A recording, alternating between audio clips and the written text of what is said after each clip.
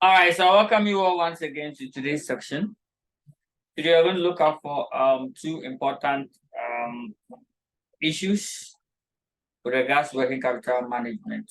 All right. Now let's look out for the outline for today's section. Don't forget, this is Target Professional Consults, and we are live from Studio 55.5 on the streets of Accra, Ghana. Outline for today's presentation will be as follows. First, I have to extensively solve questions on intro to working capital. So we are extensively going to solve questions on intro to working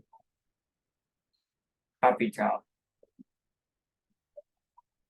To be specific, we are going to look at for how to determine an overtrading company, how to determine the diagnosis text for overtrading.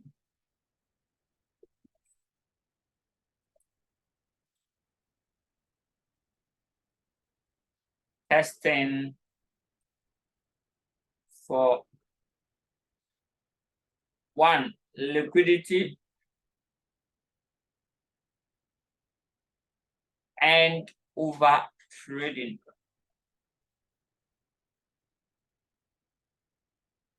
So that is first. Second, then we'll introduce ourselves to inventory management. So inventory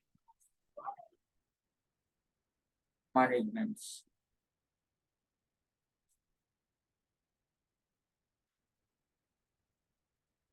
Inventory management.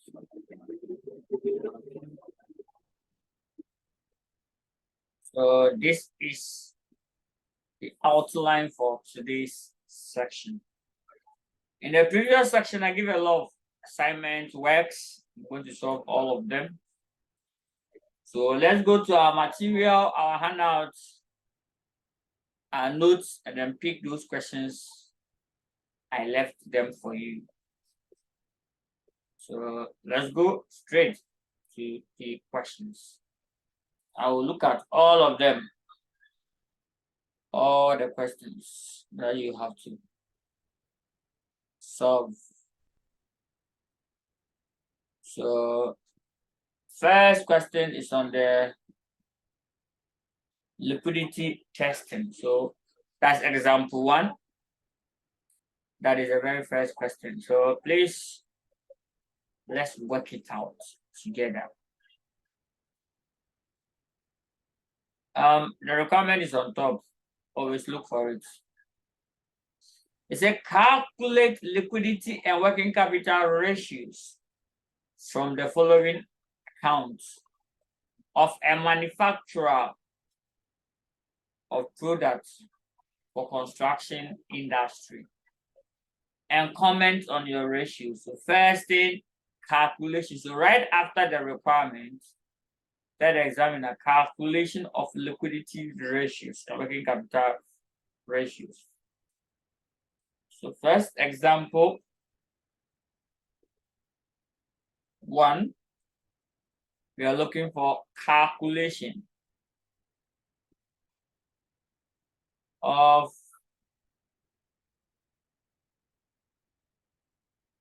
liquidity and working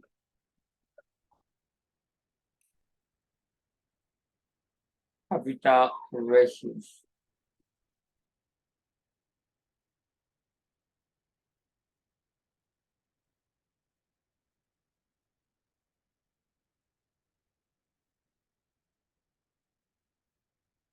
So first, write a ratio here.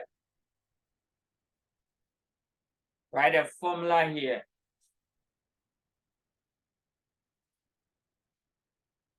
Then demarcate them into two sections. So this is what we want to see. Good. Okay.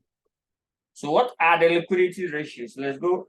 First, let's talk about current ratio. Current ratio. Don't forget, the next question will be testing for overtrading and overcapitalization. So don't forget that you'll be looking at for that particular one as well. How to diagnose, how to test and see that this company, they are over trading. There are a lot of companies that have collapsed worldwide, including Ghana, as a result of over trading. So you following a diagnosis test for over trading is very important to a finance expert like you. So let's start with the current ratio. The formula is equal to the current asset over current liability is to 1. So current asset over current liability is to 1. Now, there are 2 years, so you get the years right. 2018 and 2017.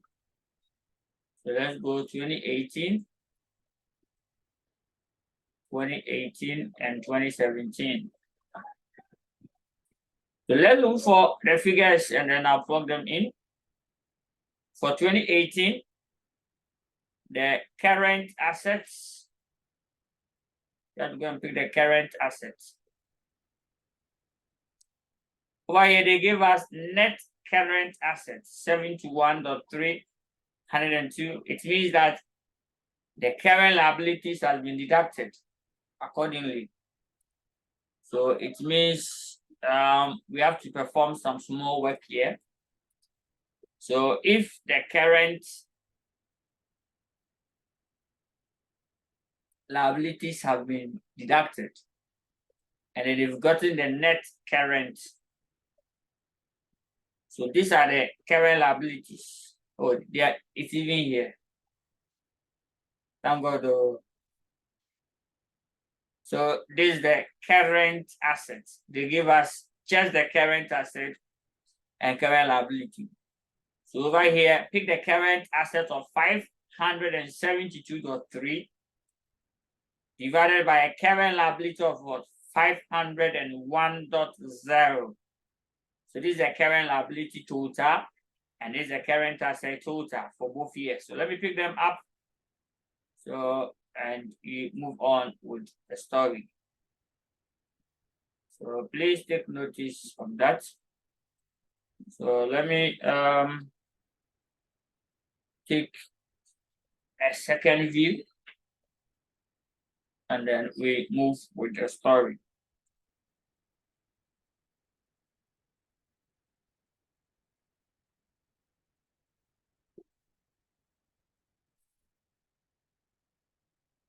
All right, so from the question, I believe you have printed out the questions for class. So what I'll do is I'll go there. For 2018, the current asset is 572.3 divided by current liability of 501.0. 501.0 is to 1. Write the answer down. I'll go to the 2017. I pick the same figure corresponding. We are getting 523.2. 523.2. Divide everything by the current liability, which is 420.3. 420.3. Please, all these materials are on the digital page. You can pick them from there and then start printing some for tutorials purposes. All right, so we'll pick a calculator. Then we start doing the computation. So 572.3 divided by 501.0. So I'm getting 1.14. 1.14 is to 1. Over here too, it is 523.2 all divided by 420.3. I'm getting 1.4, 1.24. So 1.24 is to 1. So there has been a slight decrease in that. So there has been a slight decrease in the current ratio, which suggests that the liquidity has gone down a little. Liquidity has gone down a little. Although the liquidity has gone down a little, for both years, the liquidity ratios fall above 1.0 or 1.1. That suggests that the company can pay their short-term debt as and when they fall due. However, the ratio still need some improvement, or it fall below the sector average. The sector average should be 1.5 to 2.5, or average of 2. So within 1.5 and 2.5 is the best. However, anything below is no good. Anything above is also no good. Too high is a sign of weak working capital management. So that is that. So for now, let's just go ahead with our calculations.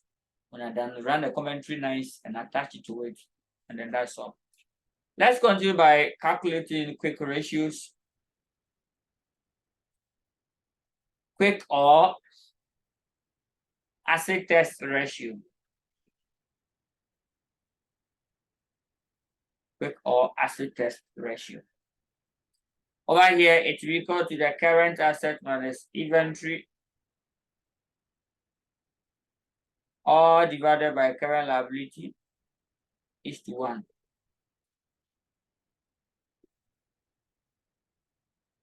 Is to 1. So over here, we have to go and look for the inventory. But before you do that, please write down these stories first. 572.3 minus inventory, all divided by 501. Please, current asset, current liability are here already. So copy them first before you go to the question. Is to 1. Write them first before you go and look for them in a question. So when you go, I'm only looking for inventory figure. Let's go and pick the inventory figure from a question. The inventory figure. Inventories are here, 119 and 109. So 119, 109. Put them there, and that's all. So put 119 here and 109. You get the answer. If when you do this, it increases your chance of finishing on time. Please, stripping of the questions must be reduced. The exams to increase your chance of finishing on time.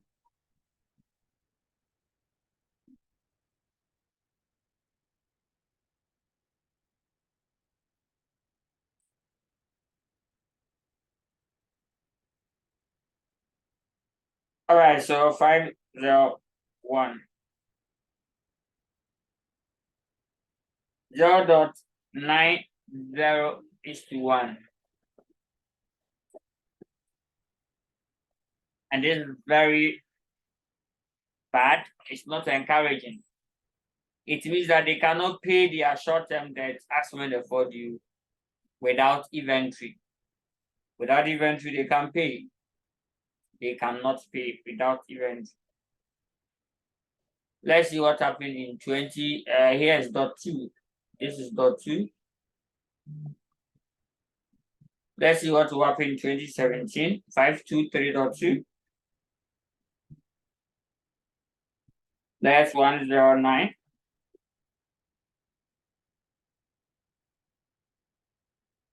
Then divided by 420.3. Against 0.99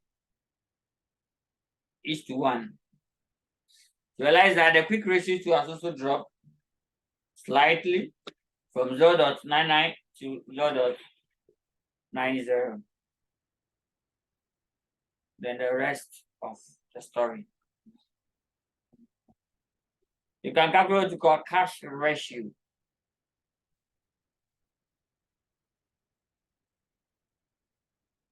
So cash ratio. Over here, the formula will be cash and cash equivalent. Cash and cash equivalent, all divided by current liabilities is to 1.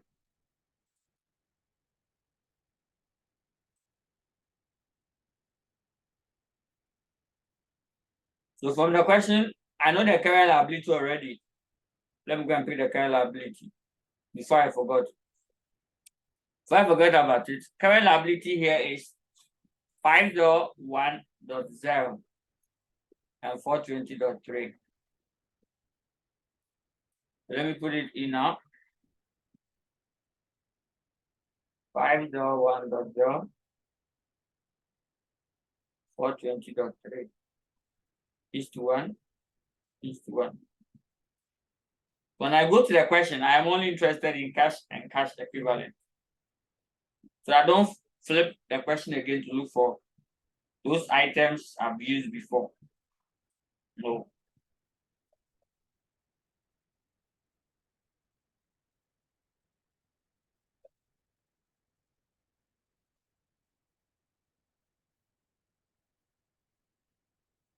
All right, so basically that is it. Now let me go to the question. Cash and cash equivalent. We have short-term investments. Yeah, let's pick cash and cash equivalent. That's cash at bank and then cash in hand.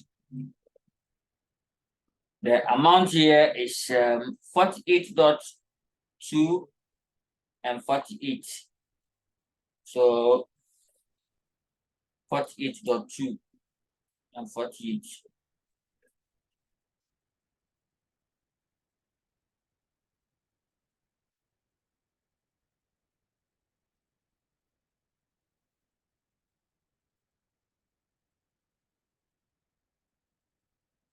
So 48.2 divided by 501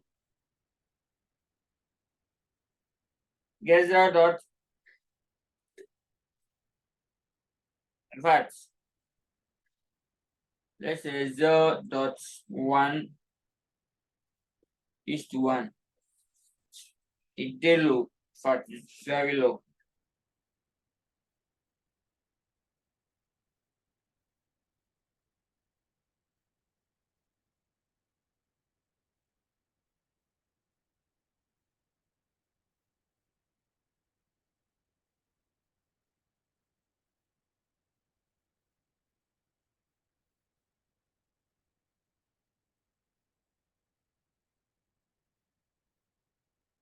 Good. You get for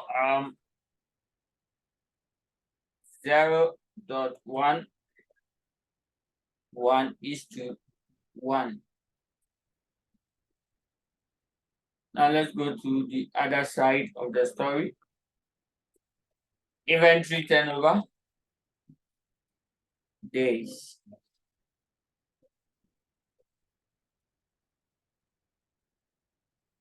Inventory turnover.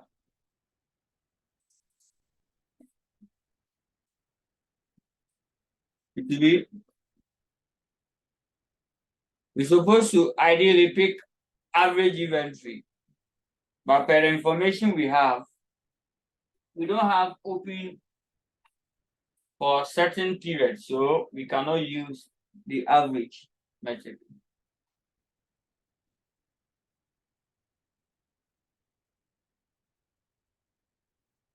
So we have to use inventory over cost of sales times 365. So let's go. I know inventory already. We pick inventory here. Here's the inventory. 199 and 109. So I know inventory already. 199, then 109 times 365. So you see, when I go to the question, I'm only picking the cost of sales. I don't need to look for inventory again. It has saved time. It has reduced the time I will spend. Please, in exams, flipping back and forth the questions does not suggest that you are solving. Yes. So find every means to save time. Cost of sales is here. I pick it, I'm done. 1478 or 6. 1304.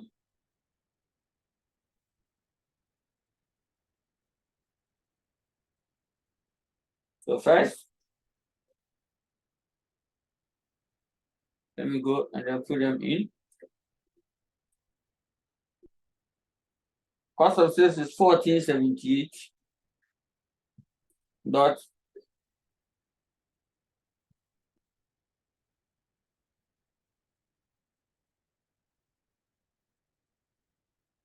the 2017 own is 1304.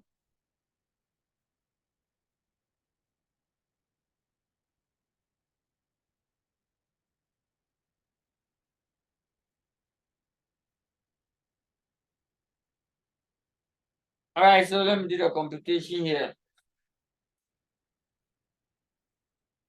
199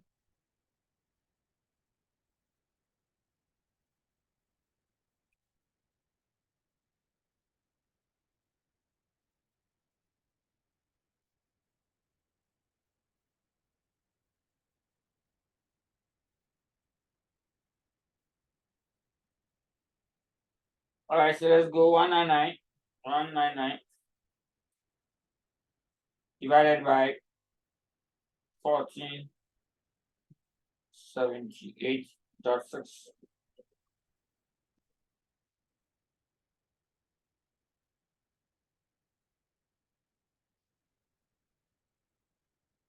All right, so times 365 days.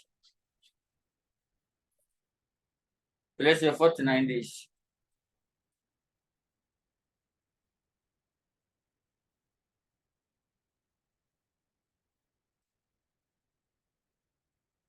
All right, the second one will be 109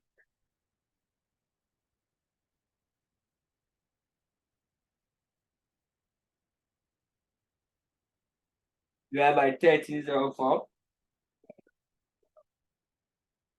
times 365.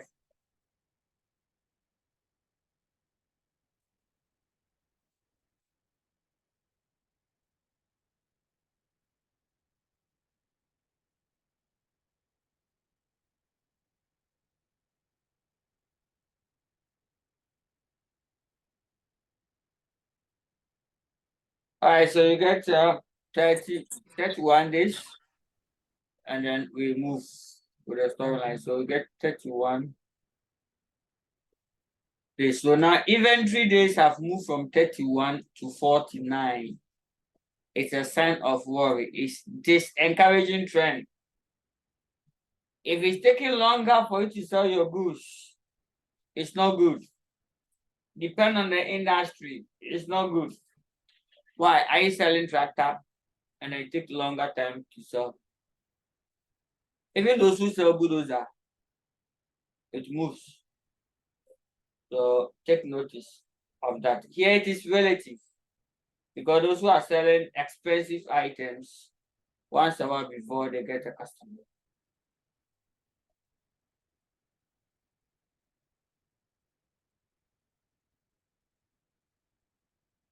Then receivable collection period. Receivable collection period. Here, so let me pick trade receivable.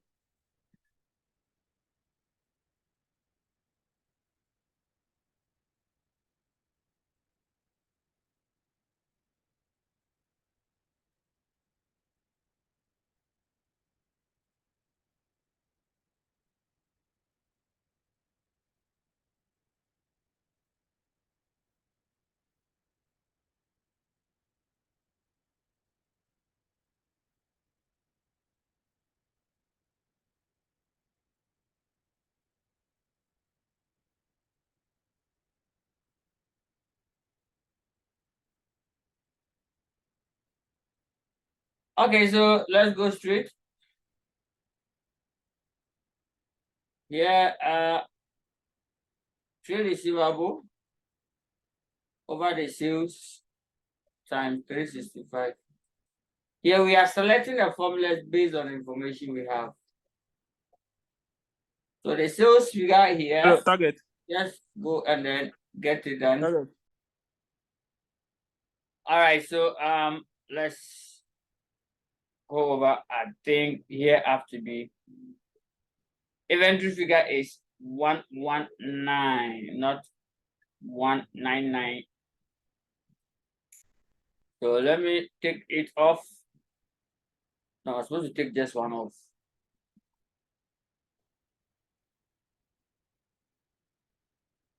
Let's go. So here should be 119. Then let's confirm. That is why it has increased too much like that.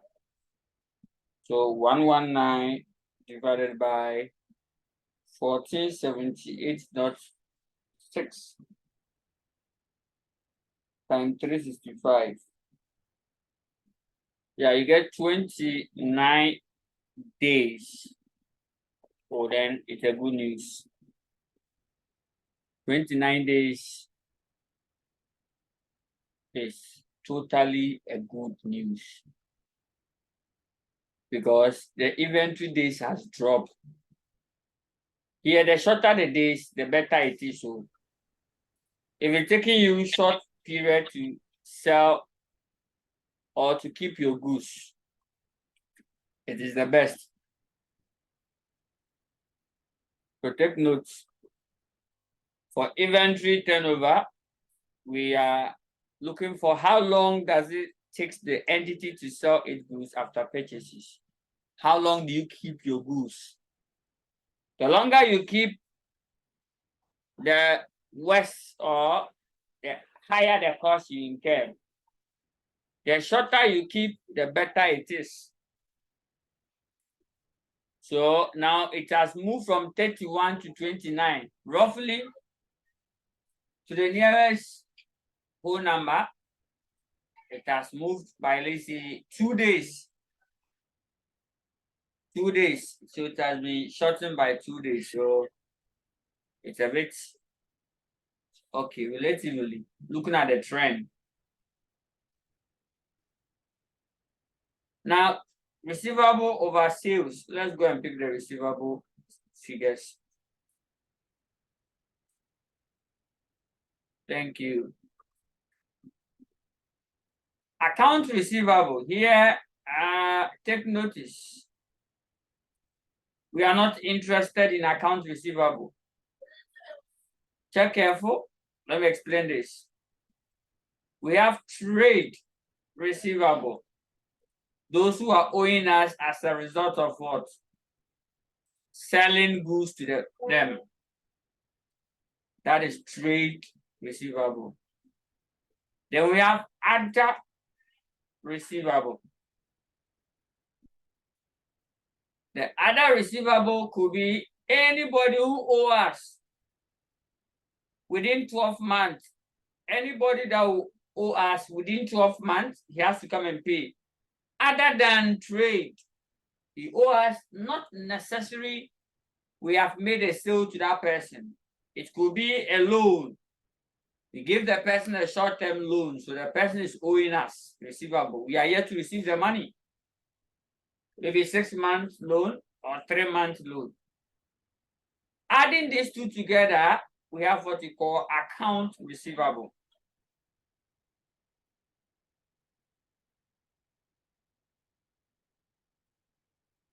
But because we want to find out how long does it take customer to pay, receivable collection period look for how long it takes our customers, those who have bought goods from us, the trade customers, not the other customers who are owing us, no. So we are interested in the trade receivable. So take notice. If they have given you these three information, pick the trade. If you add the trade and other, you get the account. So if you go to the formula, I specified it by saying trade receivable over sales. Go to the question and pick the trade receivable. Yeah, if you can say account receivable, no, where don't pick that one. It includes certain things that we don't like. Check careful. The account receivable here is 400. It includes certain things that we don't like, we don't want. So you have to pick 329.8. In situations where this particular note is not here,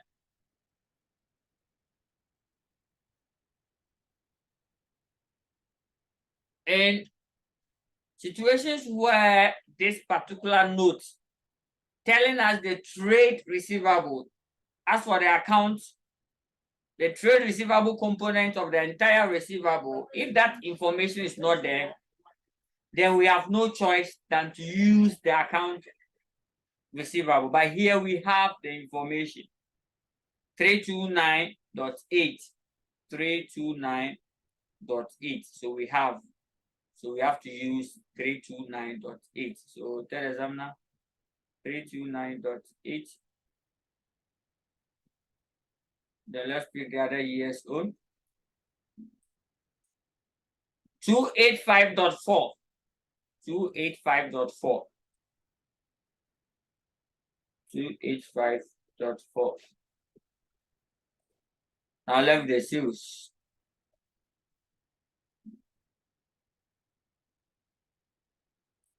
Let's go and pick the sales for both years. Now the sales figure, if you go up, you can see sales here. 2065, 1788.7. 2065, 2065, 2065, 1788.7. So .7. So I'll not be surprised at all for you to go and see financial management paper and they're asking you for ratios. They're asking you for ratios for you to compute. Yes. All right, so I'm doing the mathematics together. We'll get 329.8 divided by 2065 times 365. So that should be roughly 58 days. 285.4 divided by 1788.7 times 365 is also 58 days. What a wow. So roughly it takes them 58 days to collect their cash after sales. This is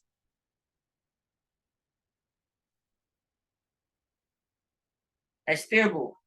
So even though it has remained stable, it still fall above. The ratios are above the sector average of what? 30 days. When you sell, it takes you 58 days. Why? So that's the interpretation. The last one is what we call payable payment period. It also follows the same terrain. Payable payment period. All right.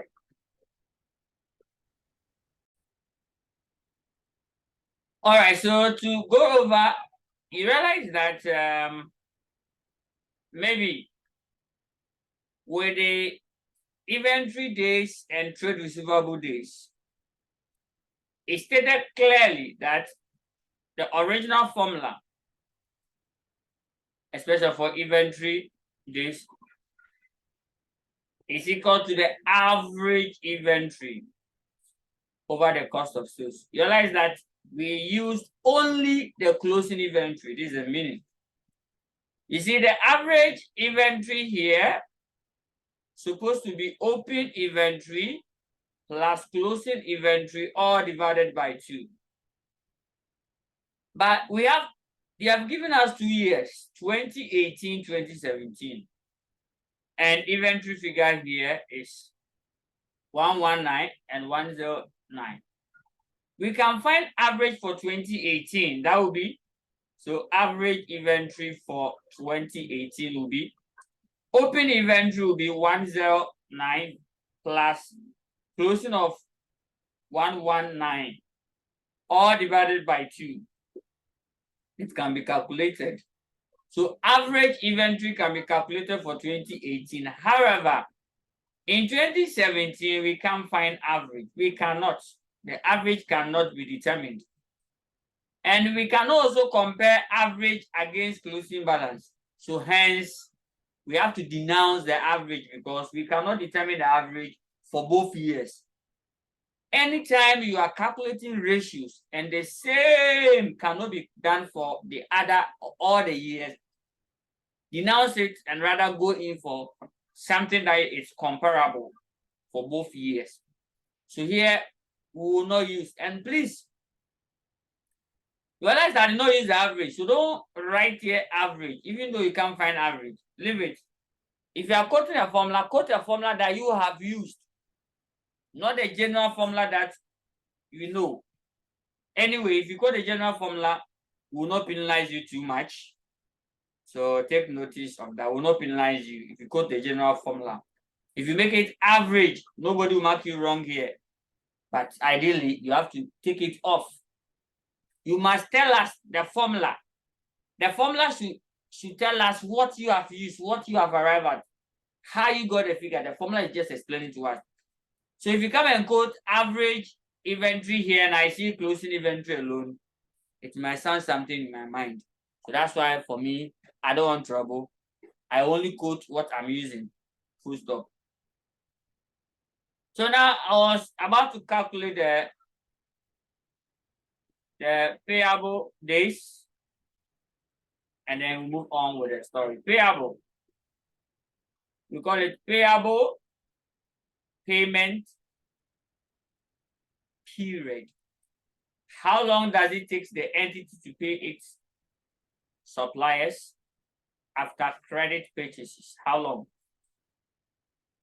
Then we call the formula nicely. It's supposed to be average trade payable, but here average can never be determined in this question for one of the year, and hence we denounce it and rather use the closing balance. So trade payable all divided by, ideally we're supposed to use purchases, credit purchases. If there's no credit purchases, use purchases.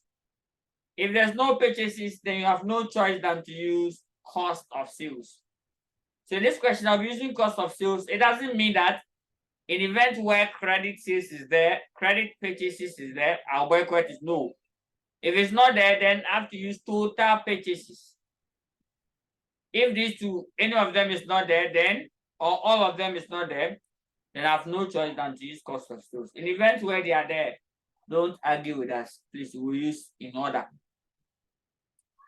Cost of sales. So number one that you have to use, followed by this. If they are not there, then you now come and use this. So today I'm using cost of sale. Doesn't mean that tomorrow, if credit purchase is there, I'll still use the cost of sale. So take note of that. And you have to write what I have. So over cost of sales. So that is what I'm using. So take notice of the formulas that you quote for us. Some people quote the formula and they use something else. So you find it very difficult to trace the formula they've quoted for you. So we are using God to beg you, please quote what you are using. Trade payable. Now we have the cost of sales already. I'll go and pick trade payable. Here too, we don't need account payable. No. We are interested in account payable. No, we are interested in trade payable, not the account. So trade is here. Good. 236.8. 236.2.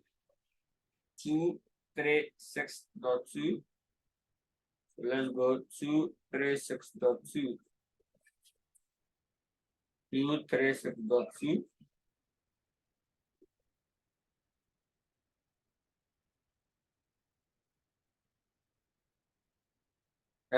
Cost of sales, I have it already. 4078.6. 4078.6. Then 1304 for cost of sales. 1304. Then go and pick just the payable figure. Paid payable is 210.8. 210.8. 210.8. 210.8. Take notice of this computation. I'll give you one trial work. First, you try hands-on for me, and then it's so interesting. Marvelous. Very, very good. All right, so 236.2 divided by 236.2 divided by 1478.6 times 365. So we are getting 58. Why? Everything is 58. Yes, we have 58. So we have 58, 58. Okay. 58 days approximately. Then the next one will be 210.8 divided by 1304 times 365. Oh wow, this one is 59 days. All of these, they are not too good. They are bad because payable days, how long it takes you to pay your suppliers after you go and credit goods from them. Ideally, it should take you 45 days to pay them. Now it's taking you 59, 58. Hey, if this continues, no one will start you on credit again because it will take a longer time before. They are locking their capital in your business, and no entity will exist to do that. So it's a wake-up call for the entity, for them to do something about it. Good. So that is all. The last ratio.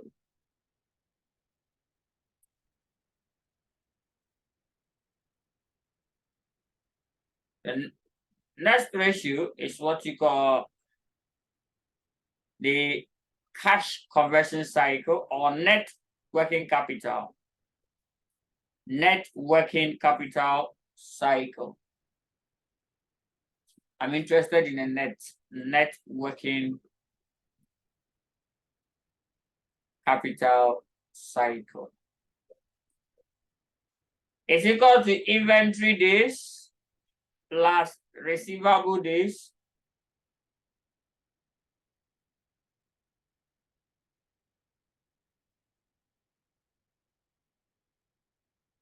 minus payable days.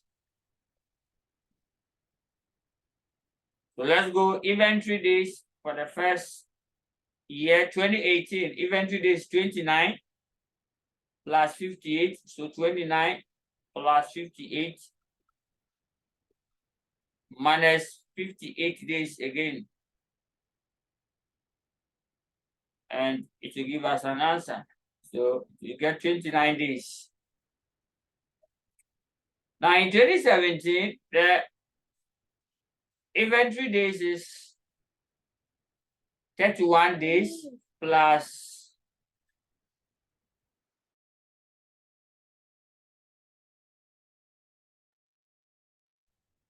31 days plus 58 minus 59. So 31 plus 58 minus 59.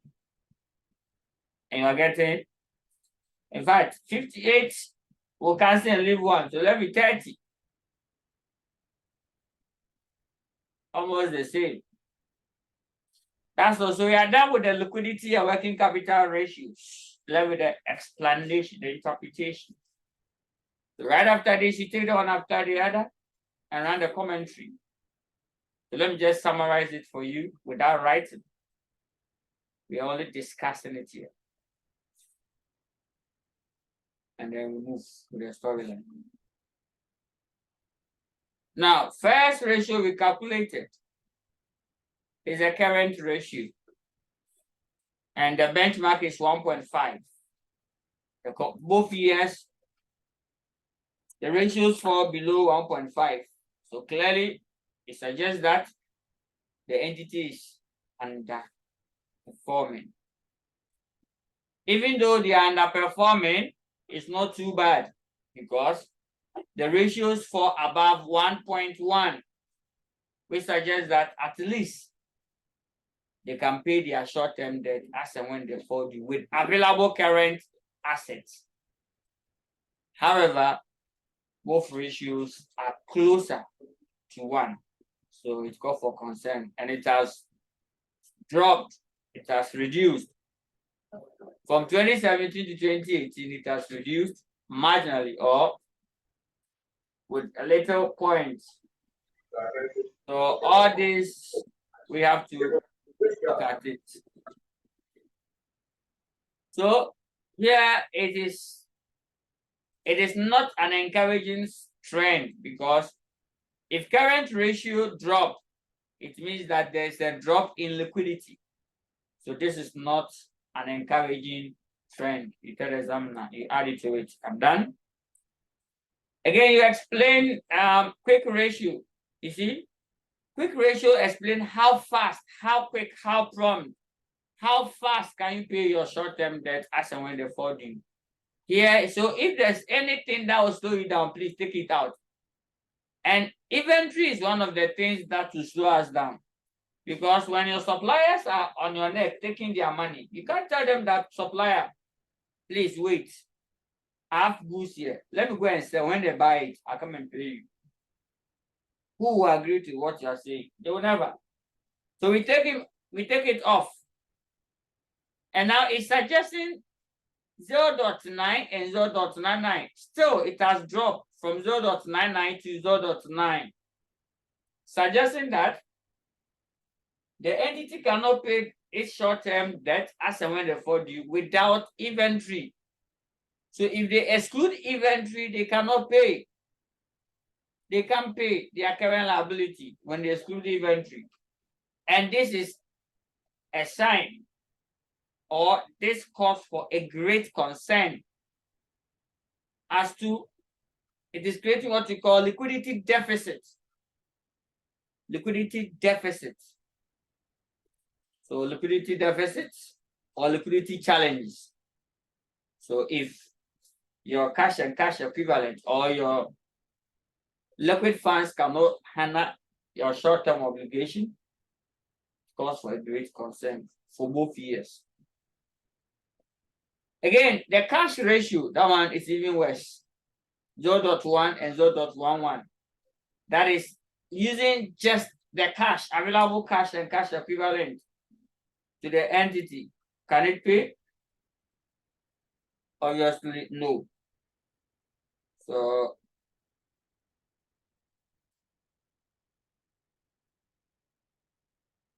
take note of that. So over here, their liquidity is not too good, but instead it's below average. So they have to find a way of improving the liquidity. We have tested their liquidity. The liquidity is very weak, very low. They may have issues with the liquidity if measures are not taken. They'll start having problems, liquidity challenges. And then we move with the storyline.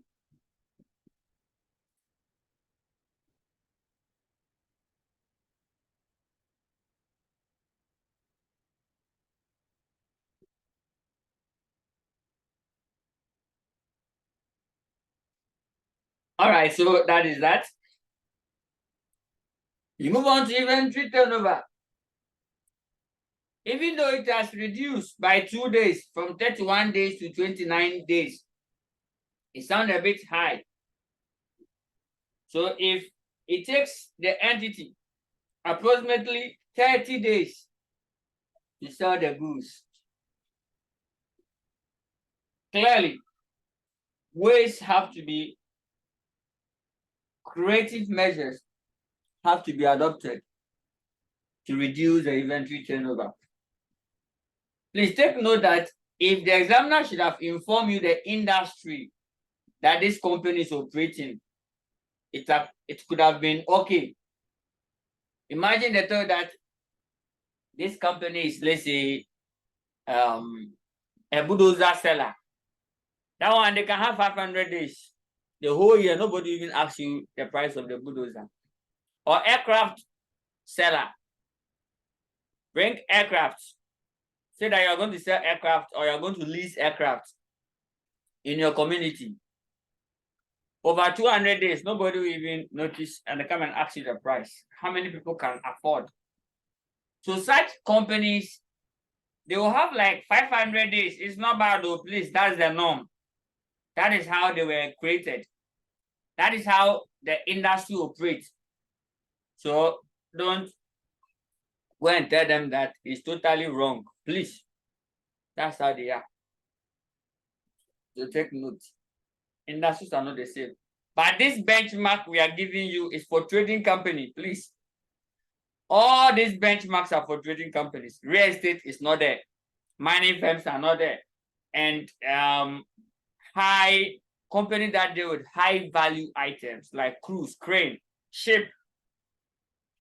If we manufacture and sell ships, and those ones will have like huge sums of them.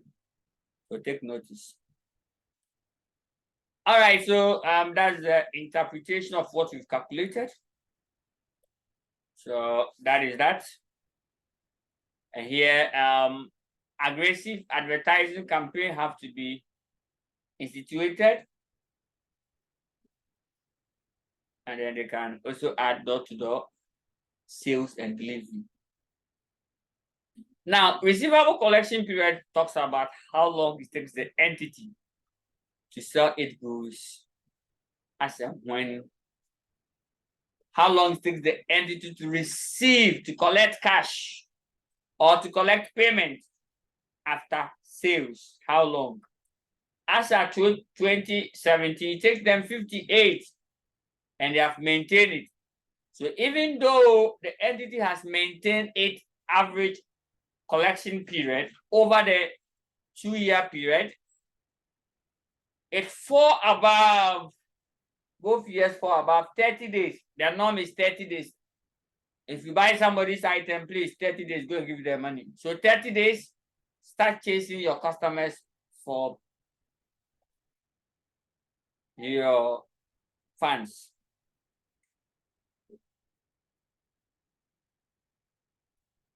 Now here, the lower the better, the reverse is true. Too much of it is bad.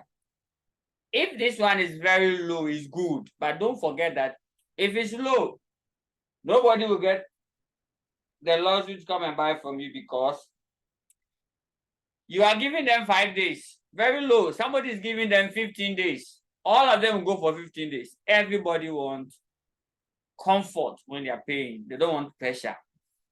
So take note, even though we are advocating that it must be low, it must be kept low. Too much of it too is also bad because you may lose customers. Not everyone that can get physical cash to buy it. And some of the assets you can't get physical cash. Typical example, why is it that when you enter into the airline industry, most of the airline companies, most of the airline, most of the aircraft are on lease. They will lease it. And then the airline, the aircraft manufacturer, they are aware.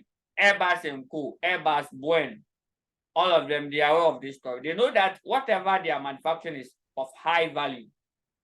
How many people can afford to go and buy aircraft, even private jets? How many people? The entire country. Some of the country, you can count the number of people that have private jets in the country. Some of the towns, no, zero. Some of the countries, zero. And now you are saying you are manufacturing plane for sale. So if you are the marketer of airline or plane manufacturer, let's say Boeing and Airbus, what do? The best way is that when you manufacture your plane, lease it, rent it out, because they can't afford to pay for physical the price of it. So rent it. So rent it for, let's say, 10 years. After 10 years, the value will drop. Now sell it as scrap. That way they can get money to pay. That's how it is. So take notice of that when you're getting all this stuff.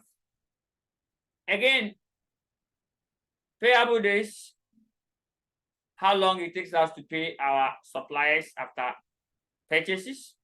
Here, the longer the days, the better it is. Too much of it is bad. The longer the days, at least you must delay your suppliers. But please, if you delay too much, they will call you a name. You see, the person also is working. He needs his money to also to be in business. So when you buy from them, the norm is that it must take you 45 days to pay. 45 days. Or the longer the days, the better it is. But too much of it is bad. If it takes you too long to pay your suppliers, if a time will come, they will boycott your delivery. They will call you names. Ojam is coming. Anything he touch, tell him that it's finished. So they bought it. You enter the shop, anything you ask, it has been purchased. It has been purchased for someone. Someone's order. Someone's order. Then if it's somebody order, then package it. So no. Just leave it there. Somebody's order. You just walk out and somebody will come and buy it. You say, that is how it is. So please don't take advantage of the too long and stay long. You lose good works and then other stuff. The net working capital cycle also talks about how long it takes the entity to recoup its investment in cash, investment in inventory, or how long does the entity convert investment in inventory into cash through sales? How long it takes you. This one is called working capital cycle. This is working capital cycle. Then when you subtract this from it, when you subtract the payable days, it becomes net working capital cycle. So we have the working capital cycle. So if I ask you to do working capital cycle, I don't add a net. It's just receivable plus inventory days. That's all. But as soon as I add a net to it, then you now subtract payable days from it. We are done. I'm done with my first question I gave out. And we move with the storyline. There's another question again. I'm only solving the questions in it. So we are done with this. Oh, wow. This working capital cycle. We call it cash operating cycle, or trading cycle, or cash conversion cycle. It has so many names. So take notice. We normally use it. The shorter, the better, the reverse is true. The shorter, the better, the reverse is true. So over here, 29, 30, ideally 29 is better. So if you pump your money, you invest in certain inventory, you acquire inventory, how long will it take you to get your money back again, wherever you pick the money from? So you pick somebody's 200,000 cedis to set up some business. When exactly will we be able to recoup this 200,000 back to the owner? That's what we mean by net capital cycle. So ideally, the shorter it takes you to recoup your investment, the better it is. So I'm done. Let me solve more questions. Now, one thing you have to take notice is that the inventory can be divided into three: finished goods, raw material, and work in progress. So you can calculate the inventory days, three different forms. Then you add it to the receivable days. Then you less the payable days from it. You get what you call net working capital cycle or cash operating cycle. And then that is all. So take notice of that. So it has been explained. So let me just pick one question here. I'm solving example 2. Yes, today's purely question solving. I'm solving all the examples you're supposed to do, doing all of them. And there's one that when I reach, please, everybody must pay attention to that. How to diagnose for overtrading. How to determine whether this company is overtrading or not. So let's go straight to the requirements of this. Required. As management consultant, you have been contracted to prepare a statement to be presented to the board of directors, showing the working capital requirement to finance 70,000 units of the output, assuming there's what? 360 days in a year. So here, what will be the amount of working capital that they need to finance? 70,000. So 70,000 worth of goods. So let's go straight to the storyline.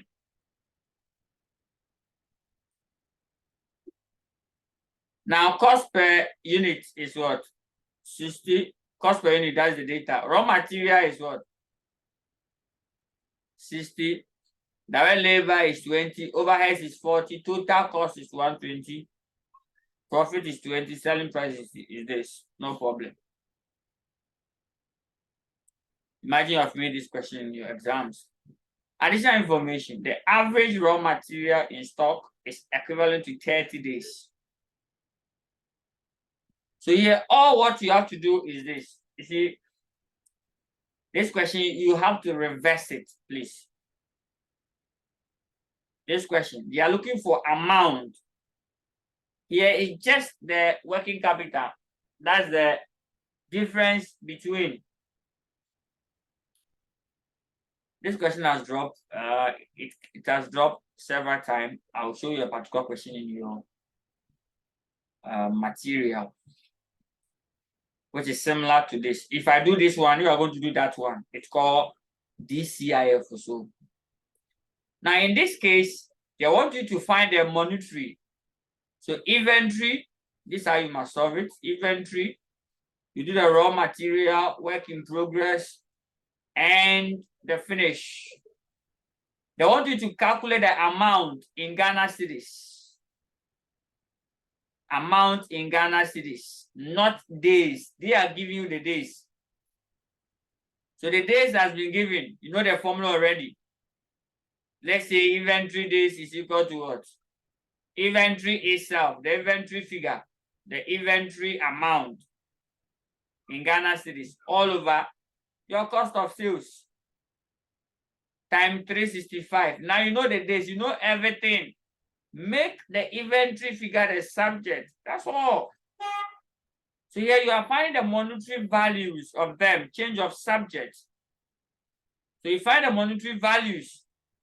So the working capital cycle, the days, we are finding the money value. So here you are just looking for working capital.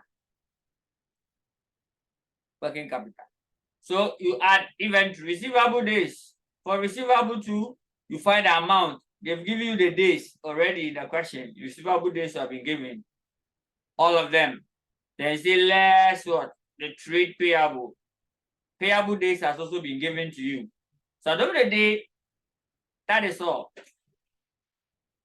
So this is what they are asking you to do.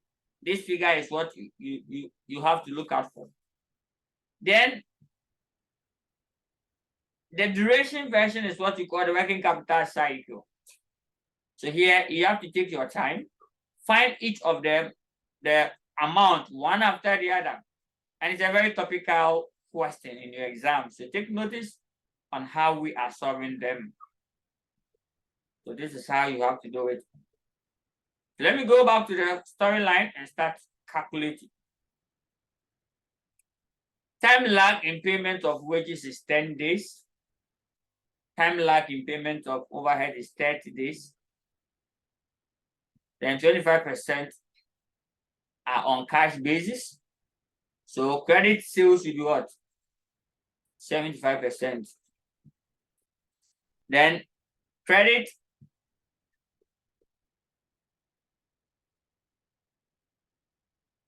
allowed for debtors is 60 days. Okay. The company wishes to keep cash amounting to 120. You have to bring down also. Finished goods, everything, you have to bring them in. So let's start from the stock of raw material and find the value. The stock of raw material.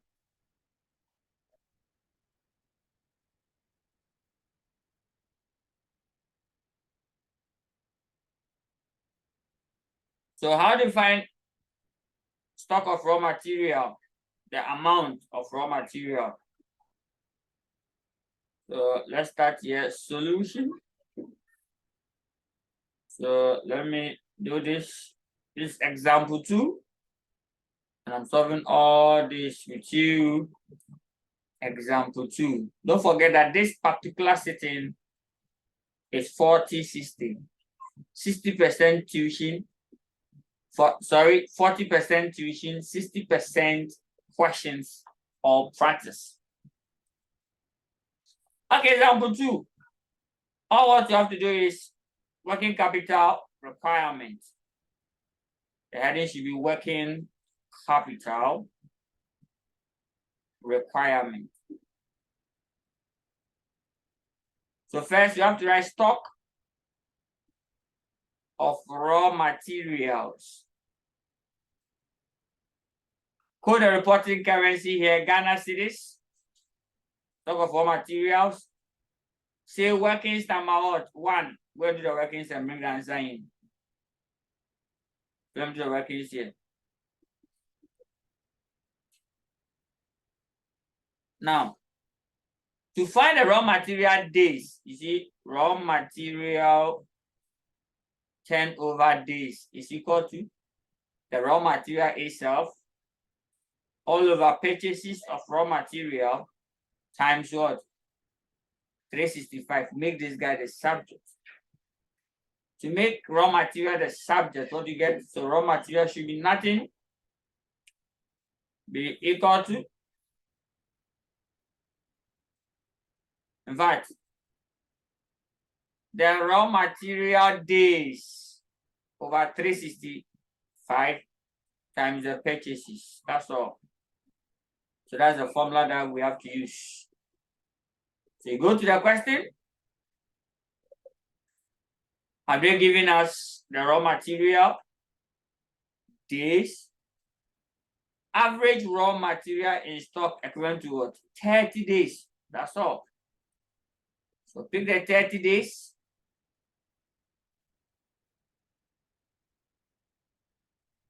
So 30 days. So we know it. So comma. The raw material days, or call it average raw material days, is equal to, say, 30. I want to define all of them. Purchases figure. Who can tell me the purchases? You see, purchases figure is very troublesome, but it's under control. Purchases is equal to, check the question careful. They said that they need 70,000 goods to buy. So what will be the purchases of these 70,000? So multiply the 70,000 by the raw material cost. That would be 60. That would be 60. Raw material cost have to be what? 60.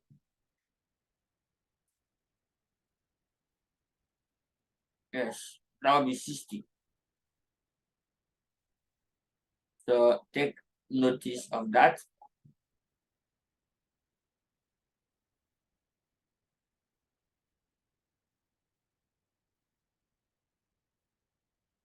So 60 by 70,000. So 70,000 unit times 60. Take notice of this. At the end of the day, I'll get something like 70 times 60. So 4.2 million.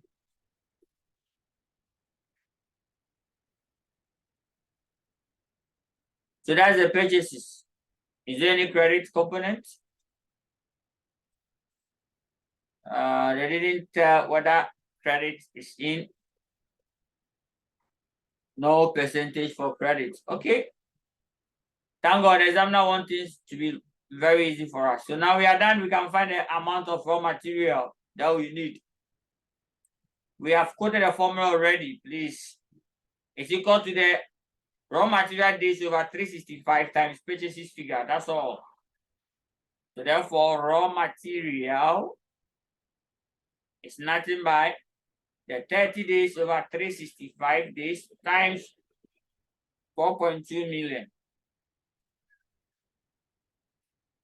Now times 30 divided by 365.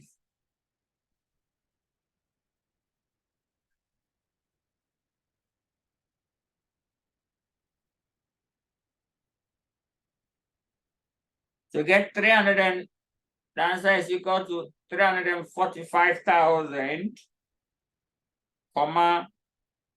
205.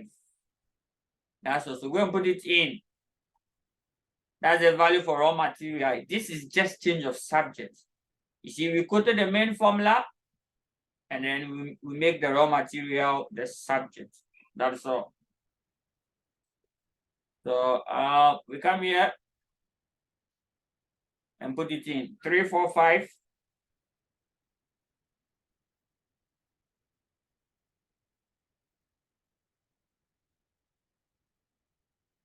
Three, 4, 5, 205. We are done. Let's go and pick the other component. We are done with raw material, but they say something again.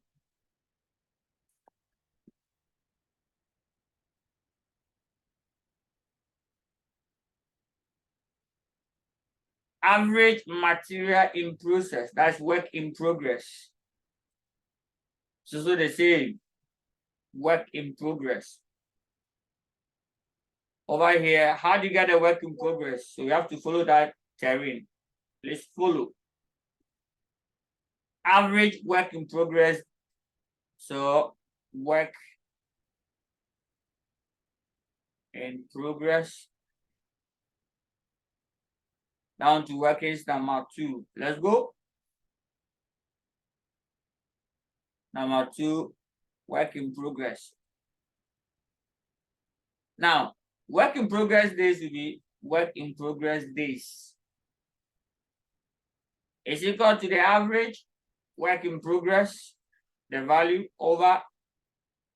Here you have to use cost of sales.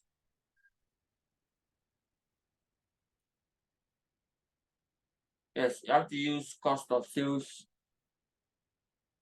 to do your computation. And then we move with the storyline. So right from there, then we move on. So here you can decide to use purchases, but cost of sales sound more appropriate. So here we have to find the cost of sales. And cost of sales is the total cost. Is the total cost. Cost of sales is there. So times 365 here. Now make average work in progress the subject over here. Very interesting. So average work in progress is equal to, let me tell you the secret. It's the same as work in progress days over the 365 times the value of what you are multiplying, but that's the cost of sales. So, comma, work in progress days. What is the work in progress days? It's from the question. Work in progress days is from the question. You go in to pick it up. Work in progress days. Oh, yeah, it's 15 days. What a wow. So that will be 15 days. Let me the cost of sales. Then we are done with this story. Cost of sales. Cost of sales is the same as cost of goods manufactured. It's equal to the 70,000 units times the unit cost. What's the unit cost? You see? We are looking for working capital to finance 70,000 units. No problem. But what will be the work in progress? We need the cost of sales. The cost per unit is what? 120. So multiply this 120 by the 70,000. It will give you automatically, straightforward, to give you the cost of sales figure. Please go over this question several times and you'll be fine. So let's go. 70,000 times 120. 70, 123 times 120. That's 8.4 million Ghana cedis. That's the cost of sales. It's equal to 8.4 million Ghana cedis.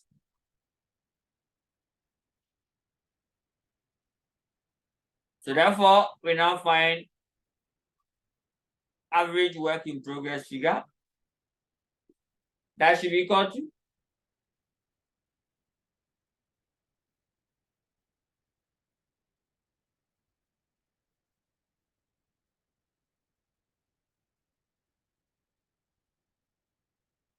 15 days over 365 days times 8,000. In fact, all of them, this is how you have to do it. It will run through all. So it's the same formula, the same procedure running through all of them. If you understand one, you need to answer a lot of questions. Oh, I'm getting 3. What a wow. What a wow. What a wow. The answer I'm getting look familiar. But we'll write it. I'm getting 3, 4, 5, 205. I'm running them to the nearest whole number. So let me go and put them in. 3, 4, 5, 205. What a coincidence. What a coincidence. Now, that is it. So please jot some few points down. Right after this question, I'm going to walk you through how to determine overtrading of a company. And after that, I know that at least we've dealt with working capital, the intro, all those community calculations. All right, so we are done. Let's go to the question. What's the next item on the list? Then from there, they say credit supply is 30 days. Done. That's the purchases figure. Done. We're done with that one. They say time lag in payment of wages is 10 days. So we have to also find for the amount of wages required. Yes, the amount, the right amount of wages required. You have to also find for the payment of overheads, the time lag, and then we'll do for sales. And then we are done with the game.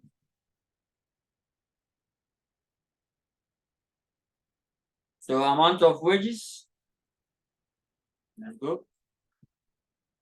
That one might sound very, very confusing, but you have to understand for us. So for here, you tell the examiner amount of wages. Amount of wages that we need. The amount of wages have to be like this. Workings number 3, follow the same suit. So workings number 3. So average wages days or period is equal to the amount of wages that we have to pay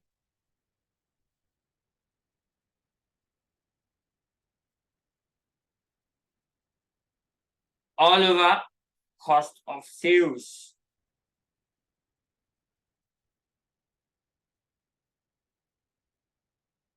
All over cost of sales.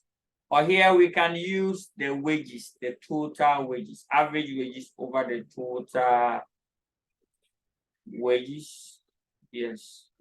Because we have total wages times 365 days. Over here, make amount of wages the subject.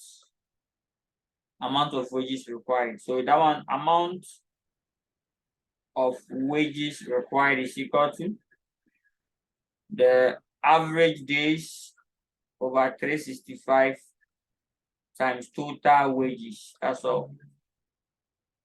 So let's go. Third exam now, comma. Let's go and look for these items in the question. All the items, you have to give it to us in the question. So let's go to the question.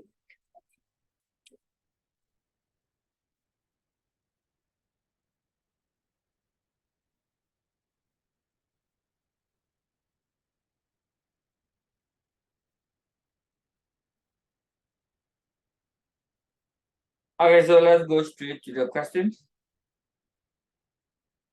And we'll pick it up from there.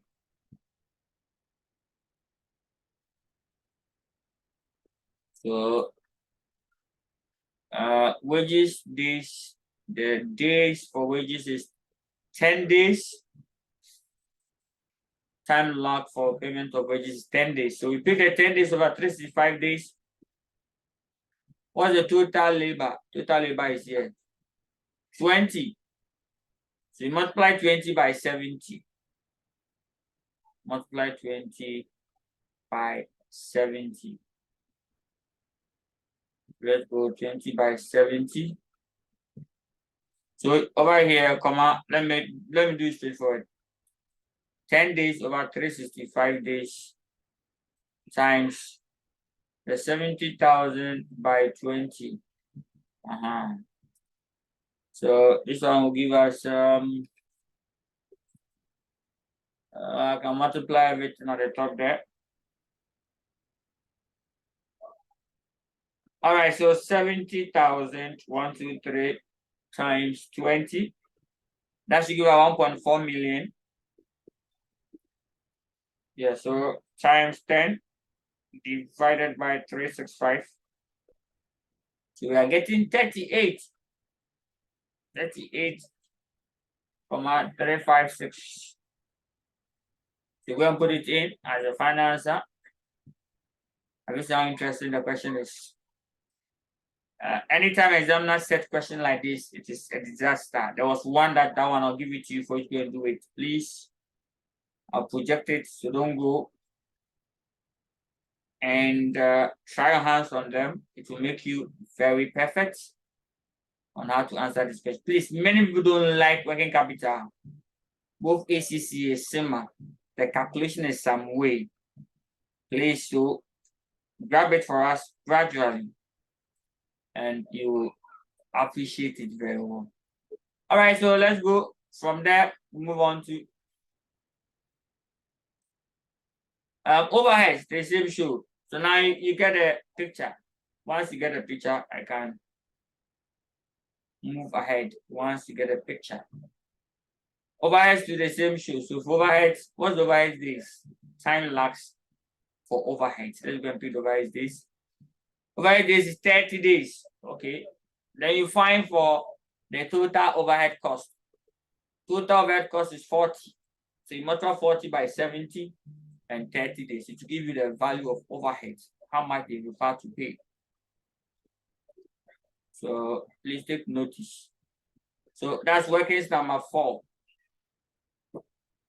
Overheads. Now you know the formula already. So if I go straightforward, overhead was 30 days over 365 days times into bracket 70,000 by 40.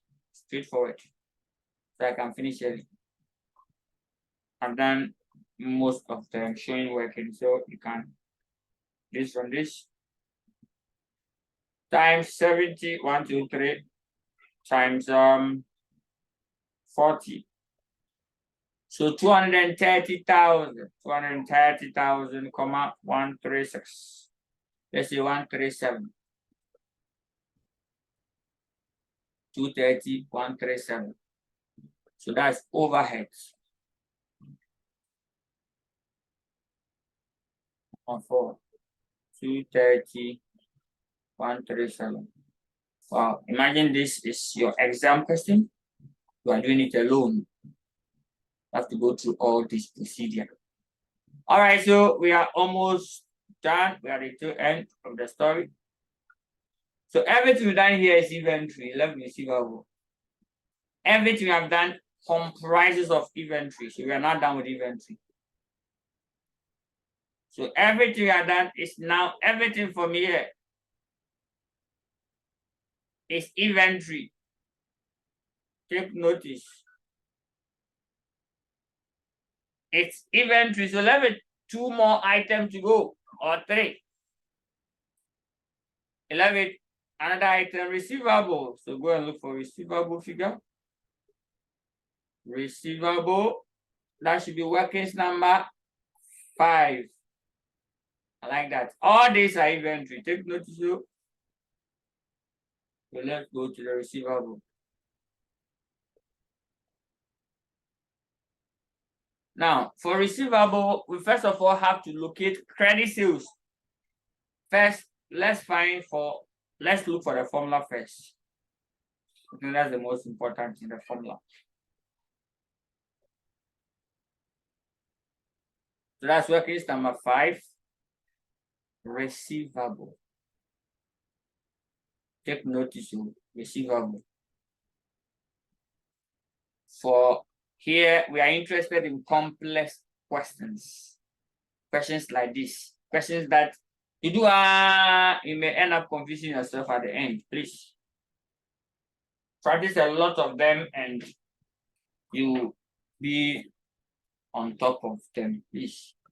They are not difficult at all. Don't let anybody like you that is difficult. Like receivable figure is equal to, I'm quoting the formula straightforward. It's equal to the receivable days over 365 times credit sales. Comma. What's the receivable days? So let me look for receivable days and let me look for credit sales.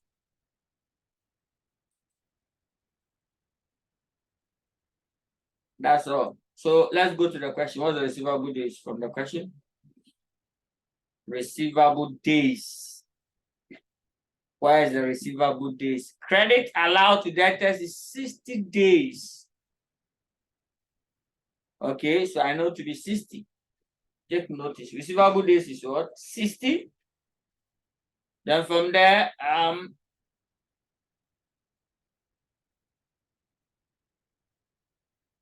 from the receivable days, which is 60, We need our credit sales. If sales is 25% cash, then the credit will be 75. So let's find the total sales first. How do I get the total sales? How many units are they going up? They're going to look out for 70,000 units. So if they are expecting 70,000 units, what's the selling price? The selling price is 140. So then now I can get my sales figure. This is 60 days. So that will be 70,000 times 140. Then now times 75% because of the credit component. And that is all. Please get the deeper understanding of this for us. We are begging you. 1, 2, 3, 70,000 times 140. That's 9.8 million. Now we take 75% of it. So I'm getting 73, comma.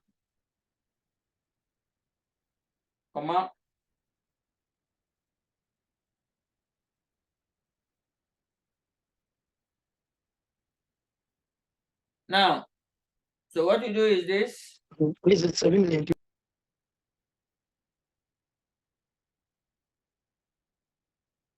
7,350,000, right? Good.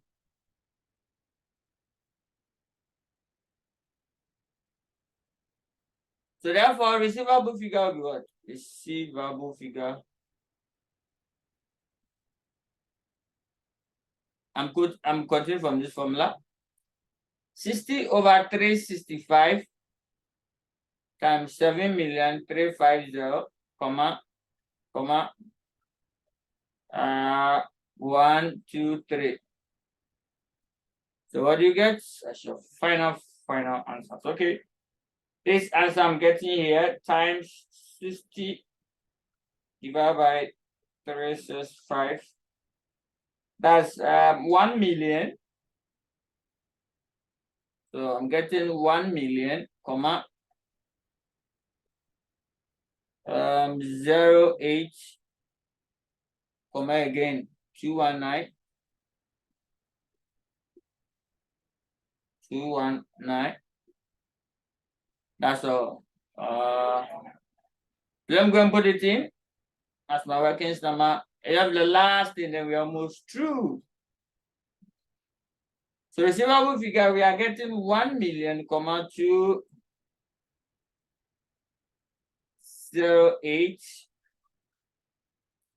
comma 219. Then for receivable, please add the cash. Add the cash. They gave us cash of 120,000. They have the cash. We are finding for working capital. So all current assets minus all current liability. Don't forget to, there was a cash balance in the question. There's a cash balance of 120. Then we should keep cash of 120. Add all of them, please. I'm begging you. So cash. Add all. So then let me see if I can add slowly. I'm adding 345,205 times 2. Yeah, to be times 2. We get 690 plus 38356 plus 230, 137 plus 1.208 219 plus 120, 123. So I'm getting 2 million, comma,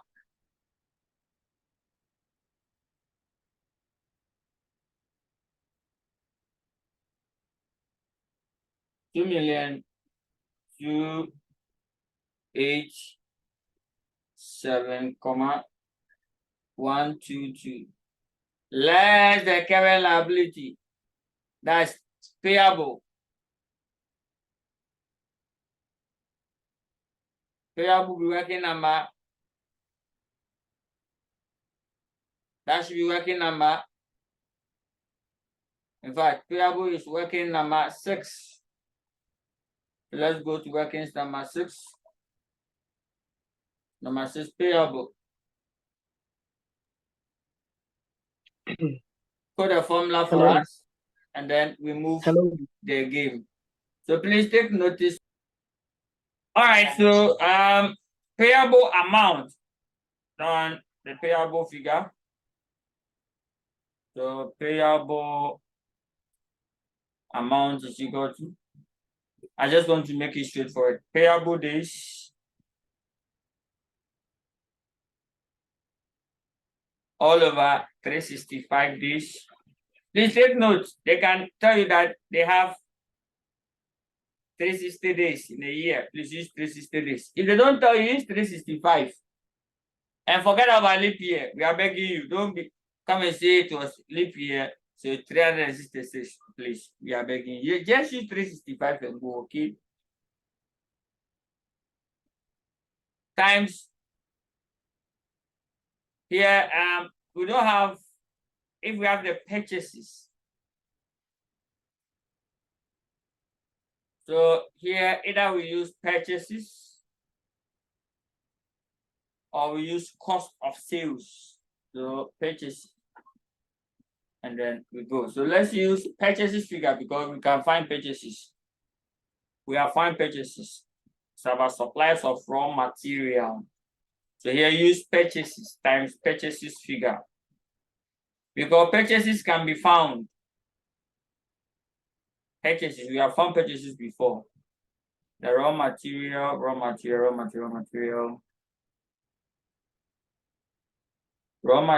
we use purchases. That's the first one. Okay, purchase figure is here. This is a purchase figure, 4.2 million. So purchase is 4.2 million.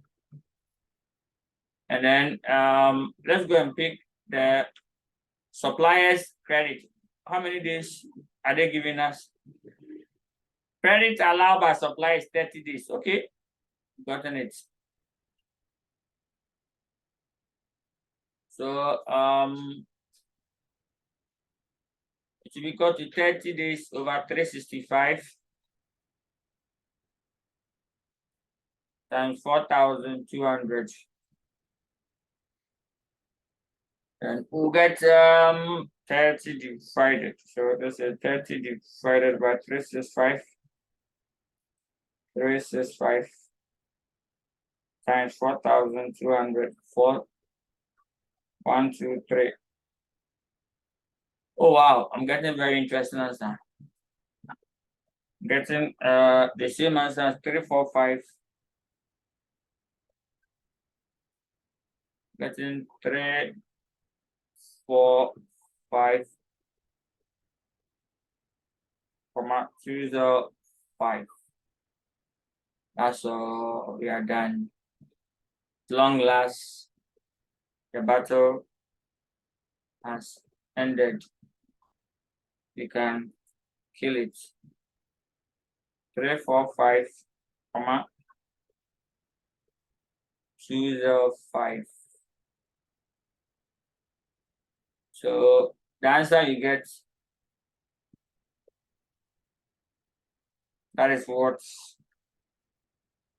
you have to provide. So 2287 2287 122 less 3, 4, 5, 205. So 19. So that's the amount they require. 19, 4, 1, again 917.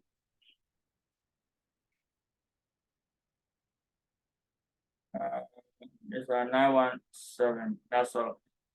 All right. So basically that is that. Let me project a question for you to do. That one is your trial work. Go on the digital target.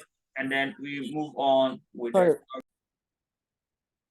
All right, so please, let's go to our data page. And I have a lot of questions there for you, which is in the same category. Is it this one? Yeah, so it's in the same category. Please take notice of that. Now, go to that of the questions. Target questions. Go to the target questions. Now, I'm going to pick questions on tutorial questions on working capital management. Questions on working capital. Good. Now, I picked this from the data page and it's available. Please, if you want to get access to all the documents, don't worry. Just join us, register with us, have free access to all this material. There's a particular question, and I want you to do it. Take notice of that. I have to send you the bulk question. There's additional question again I have to send to you. Okay. This question you have to do the common size question. Okay.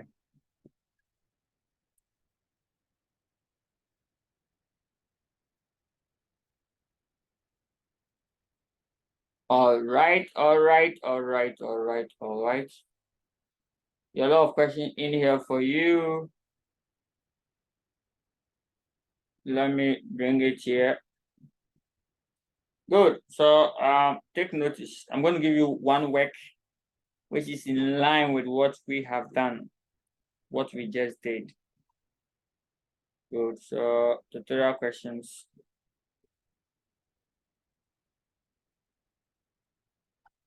Tutorial questions. And then working capital management questions. Time of money. And the environment, nature, purpose. Okay. Good. So let's go.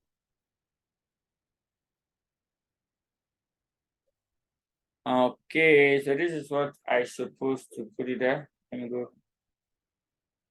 Okay, so you can get it there now. All right. So please, if you go on the data page, kindly refresh the page. The page has been updated right now. So take notice of that. Good. All right, so the page has been updated with the right question I wanted you to do.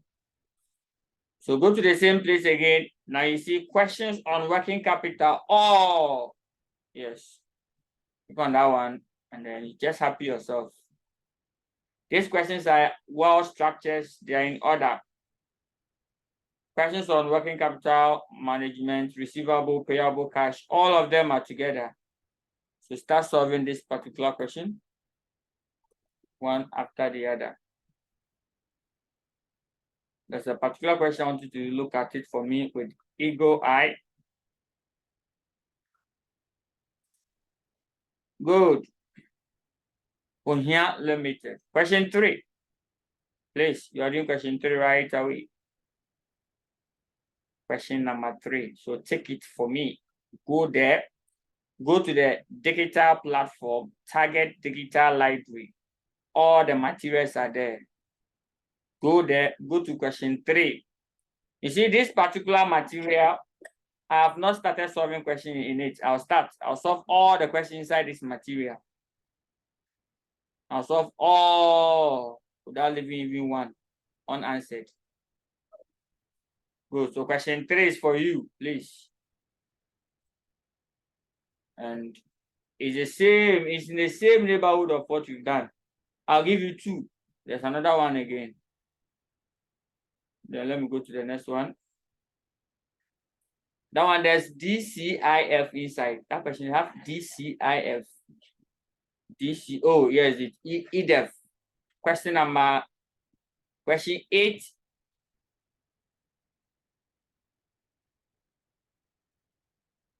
You are doing the entire question 8. The A say identify the 3 types of working capital management policies. And now I know it already. The 3: aggressive, moderate, conservative. Good. The B is what I want you to focus on. You see? Look at this one too. Look at this question. The B. This Way Limited is preparing a business plan to apply for a grant from EDF for expansion of the rice production. Current production is 20,000 bucks. The other one I gave you 70,000 units. Here is 20,000. No problem. They give you variable cost per bag to be 12 cedis. Over there it was 120. No problem. Contribution to sales ratio is here. Here it have a lot of stuff. Go through it, please produce a solution. Determine the amount that should be applied from EDF. 10 marks. So please, for now, you are solving this particular question. Question number 8 and question 3 from your material. This has been well arranged. If you're able to solve all these questions here or go through them and understand them, just forget about the exams for now. You'll be fine. And I have a lot of questions here for you. It captures everything. How many? Many, you can't. 19 solid questions, solid ones. 19. Okay. At least. You they solve just few of them and you are free to go. So please take notice. So, all right, so that is that. You can get this from the target questions. And here these are questions compiled by Target Professional Consult on topic by topic. So as and when we treat the topic, we upload it there. So for now, we have this available. The rest will be uploaded as and when we finish the topic. So by the time we finish the topic, when you visit your digital platform, you have your questions uploaded. Some of them have been uploaded. I've uploaded our next question. So what we did, the very first topic, environment for financial management, we uploaded the tutorial questions we solved. Our next topic is working capital. We've uploaded working capital. You have to solve. The next after working capital is time value of money. It's also here. The next after is also there. So that we'll upload it as a time will go on. These are target own questions. Compliance of 3 issues. 3. Target own question, ICA well structured question, ACCA pass question, and where the professional examiners pick some of the questions from. All the question sources, we put them together and now we generate. That's why, and it's topic by topic. So it's topic by topic. So just one topic and all the questions flows under it. And then we move with the game. So I've given you 2 questions, question 3 and question 8, please. It's in line with what we've done right now. Let me go back and continue my question solving. So I'm done with this particular question fully, entirely. We are done. You are doing this for us. Good. So at least I've done question example 1, example 2. Example 3 is working capital cycle. Oh, for the cycle, we are just looking for the days. So do it. So you do example 3. And then example 4, try and do example 4 too for us. Now, let me go to how to determine whether a company is over-trading or under-trading. So over-trading, how to determine over-trading. That's my next question that I'll pick. So please continue with the rest of the example.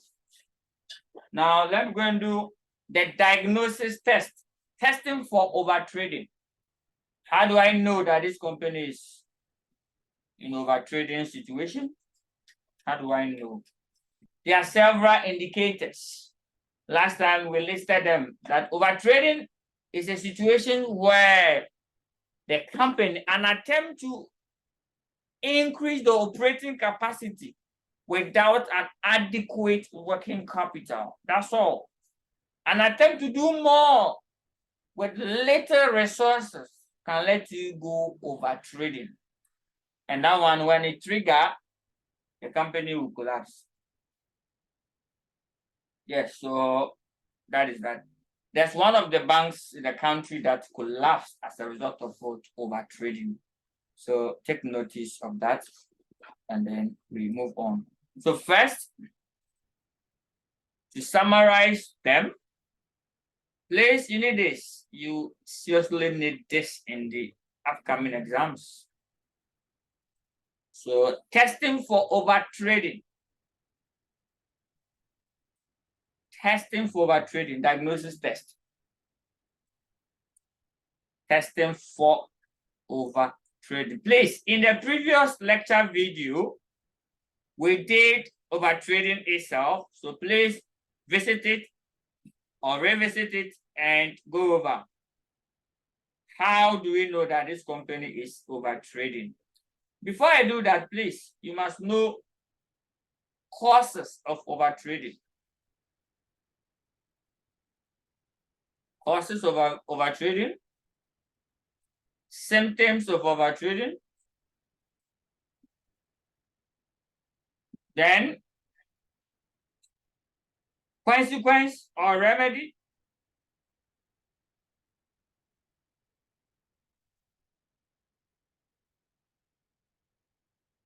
symptoms of over trading, the symptoms. Please fill in and you are free to go. Every day, please do a card. Write this on a card. Post it close to your bed. Before you sleep, you look at it. And there are two things you have to do. The functions of Bank of Ghana, SEC, Security and Exchange Commission, Insurance Commission, and then National Insurance Regulatory Authority, and World Bank and IMF. All this, you must write their functions, their objectives on a cardboard, paste it close to your bed. Before you sleep, look at it, wake up, look at it. And it will surprise you that in exams, you will need them. So causes of overtrading, symptoms of overtrading, effect or consequence. Effect. Finally, the remedy. The remedy, turn the causes upside down. That's all. Whatever causes, if you turn it upside down, I'm down. Take notice. So this is your trial work. We've done this last meeting, please. We did this last meeting. So please visit last meeting's video and fill in this table. It's very helpful. Now, what I'll do for you today is to just tell you the causes, the two main causes. An attempt to increase trading capacity, increased in trading capacity.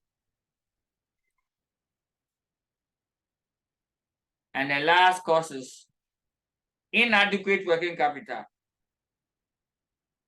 Inadequate working capital, that cause over trading.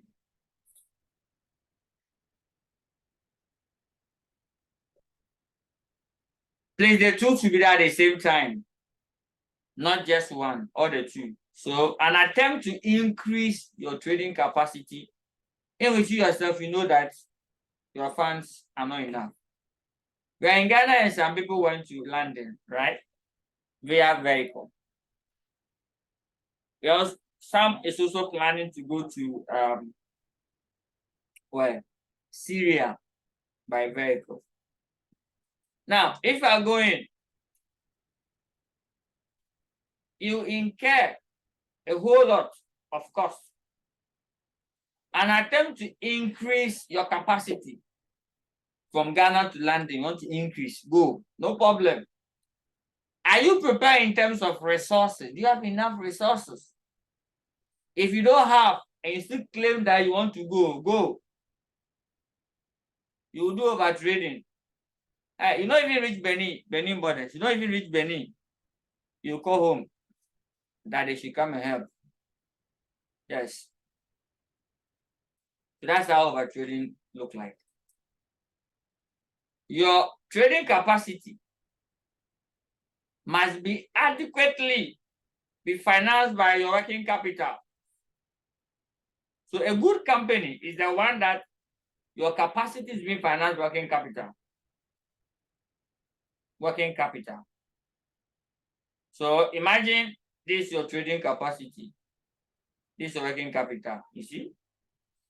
Working capital cannot carry this heavy load. At least your trading capacity is like this. Working capital is also like this. That one it can carry. But something like this is what we are looking for. That's all. You are chewing much more than you can, or you have bite more than what you can chew, and it is causing your jaw a problem. Now, here, if you want to run the diagnosis test, if you are testing for overtrading, you have to test each of the symptoms one after the other. And I'll list them for you. You test each of the symptoms. The remedy, turn the causes upside down. Remedy, turn the causes upside down. Decrease trading.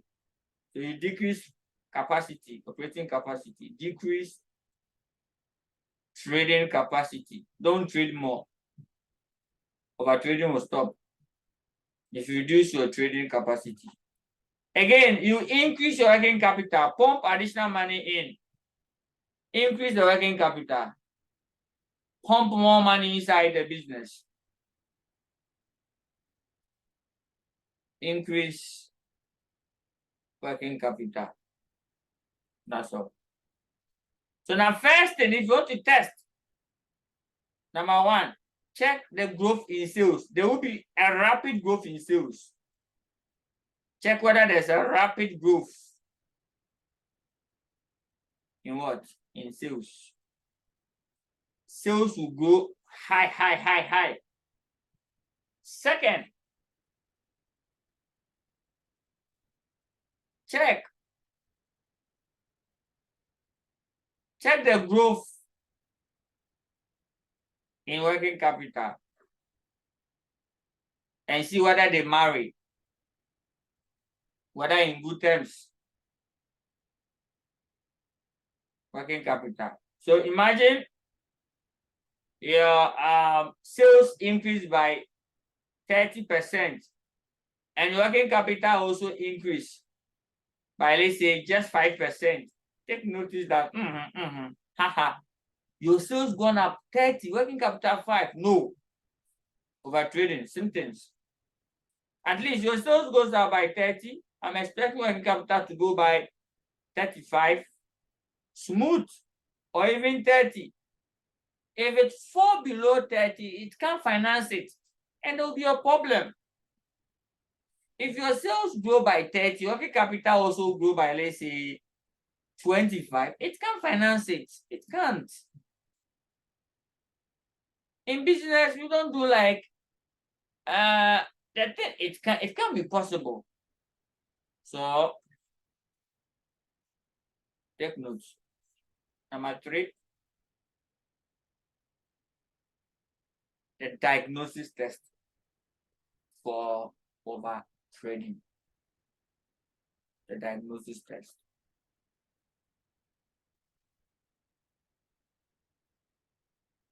Here you check the inventory days and the receivable days and the payable days. You check those ones. Inventory days. So you check the inventory days. Growth in inventory days. So growth. Everything is about growth.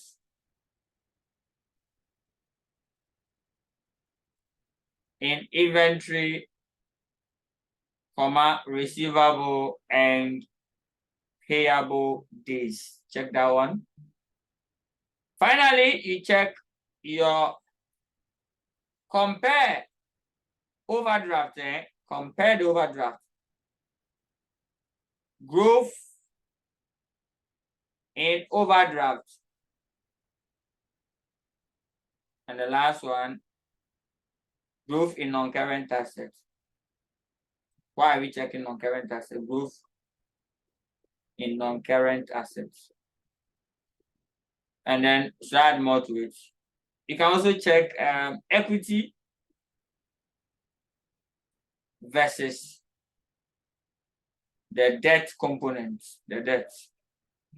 Now, the reason why you must check the non-current asset is that when a company is struggling, is in an overtrading position, they tend out to finance their non-current assets through suppliers credit, through overdraft, and it's not helpful. It's not the best. Please don't go and take short-term loan to finance a long-term capital, a long-term asset. Non-current asset takes longer before they can generate some funds, or longer term. So we don't take short-term.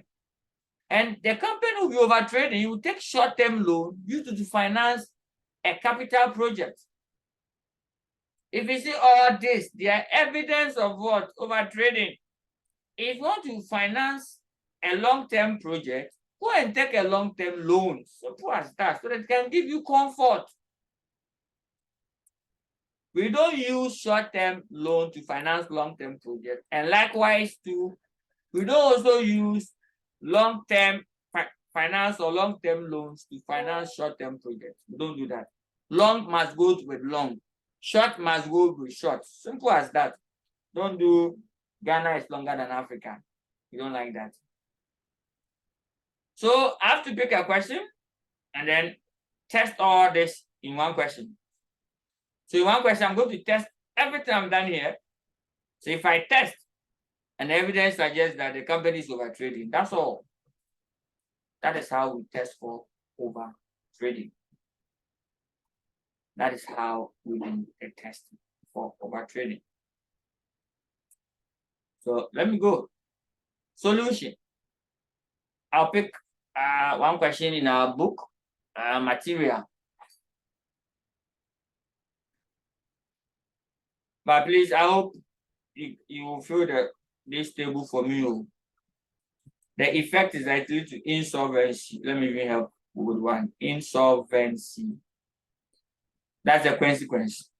Overtrade will let you go to insolvency, bankruptcy. You can't pay your short-term debt. It will overwhelm you. You go short-term to become what you call hardcore overdraft. It can be what you call hardcore overdraft. What's the meaning of hardcore overdraft? It means that someone who have used overdraft and the overdraft has, like, in fact, it has lost its direction. So it has become excessive use of overdraft can create what we call hardcore overdraft. And when it happens that way, they convert it to loan and they'll charge you abnormal interest. So that is that. So that is the effect of the overtrading. That's what it can cost you. The symptoms is what I've written it here. Symptoms should be here. So let me pick a question. Which question should I pick? There's a question here nicely.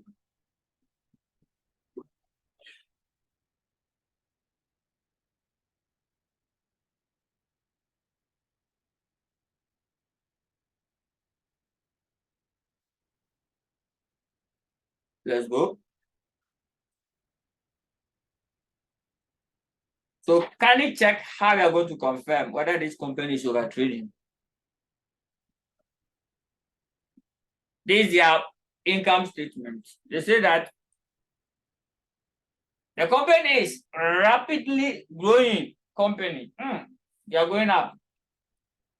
It's summarized financial statement for the current year just ended and the previous year as follows. So first thing, let's calculate growth in sales. So first thing, to test, we are testing. So all right, the test here, don't write a ratio or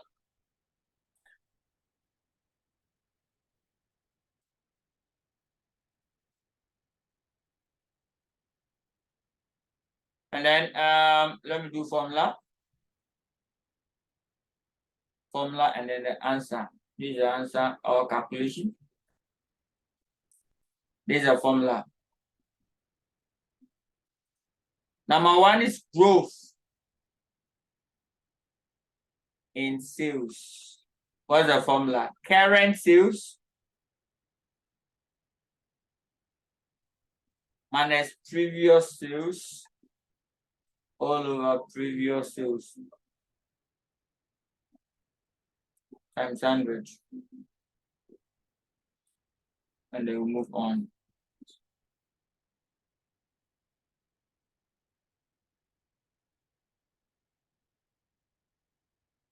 So current sales is 4,000, previous is 3,000. So let's see growth in sales. 4,000 minus 3,000 or divided by 3,000 times 100. So their sales has increased. Of course, sales will increase. So that will be 1,000 divided by 3,000 times 100. So that will be 33 1/3. So sales has gone up by 33.33%. So that is how sales has gone up. First, let's see growth in working capital. In working capital. Let's see. So let's first of all calculate their working capital and see whether it has increased. Then go and do workings here. So working capital computation. Current year, previous year.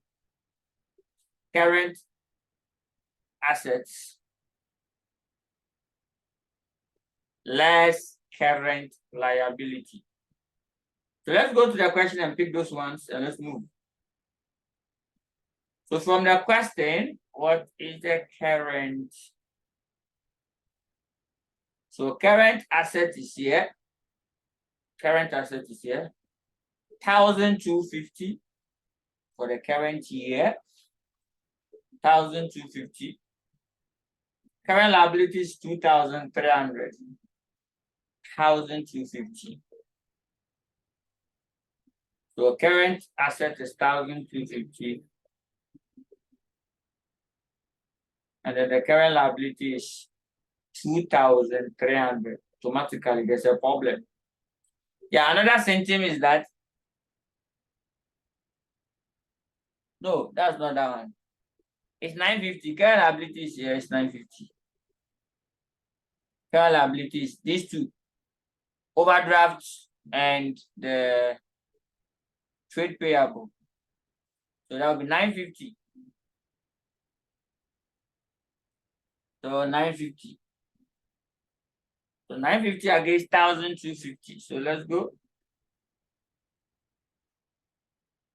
950. Let's go to the previous year. This is diagnosis test for overtrading. The previous year, their current asset is 650. And then the current liability is what? 200. Their current liability is 200. So it tells you clearly that there's something there. So this is 450 against 200. So now we can calculate the percentage increase. You see? This one, even if it is times 4 should give us 800. This one times 4 should give us no. So there's a problem here automatically. Let's go and calculate. Working capital will be, what's the working capital? 1,250 minus 950. So 1,250 minus 950. That'll be 300. Then here working capital will be what? 450 minus 200. That's 250. Good. Now, please take this very serious. Very, very, very serious. Now let's go. So let's find the percentage increase. Let's go and calculate the percentage increase. Growth in working capital. The current one is, we have 300 minus 250. Oh no, I'm writing them in the formula. Current working capital minus previous working capital all over previous working capital, which is 300 minus 250 all over 250. So that will be 50 divided by 250. So 50 divided by 250 times 100. So I'm getting 20%. That's a question mark. You see? The sales increase 33, but your working capital also increases by 20%. There's a disaster. So the remaining 30%, who should come and finance it for you? The remaining 13% out of the sales, who should come and finance it for you? And that's the problem. That is the problem. That is the problem. So working capital is inadequate. Even check something here. We'll check something here. Okay, so I'm done. I've calculated number one, number two. Growth in inventory, this one you can look at it for me. Okay. Do this one yourself. Growth in inventory simple means take the inventory figure, find a percentage increase in inventory. Then growth in overdraft. Yes, I want the overdraft. Growth in overdraft. Check the overdraft. The overdraft, previous year there was no overdraft. It was nil. Now the overdraft has come 100%. So the overdraft increasing by 100%. So growth in overdraft. Let me do growth in overdraft. Growth in overdraft. Overdraft. So current minus previous all over previous. 500 minus 0 all over 0 times 100. Everything here should be 1. And this one we get 100. So it's equal to 100%. So overdraft has increased by 100%. It is, so there's a problem. It means that majority of the working capital needs, in fact, all the working capital needs are being financed by overdrafts. That one alone is not a problem. But I'll review the real problem. If you finance your working capital by overdraft, it's not a bad thing, please. It's not a problem. The problem is that when you use your overdraft to finance non-current assets, that becomes a problem. Yes, that becomes the major problem. So check the growth in non-current assets. Check whether non-current assets increases. So let's go to non-current assets. We just want to find out whether they have been buying assets, non-current assets. Non-current assets is 1,800. Now it has increased to 2,000. Find a percentage increase. You see? If you check the amount, non-current asset, the difference here, it could be 200. So 200. So where did they get the funds from? Meanwhile, they were having a cash of 20, the cash dropped. and the overdraft rather increases. So portion of the overdraft was the one that they used to purchase this non-current asset. Portion. So increase in non-current assets. So increase in non-current assets. Current minus previous over previous. 2000 minus 1008 all over 1008 times 100. So that's give us 200 over 1008 times 100. So 200 divided by 1008.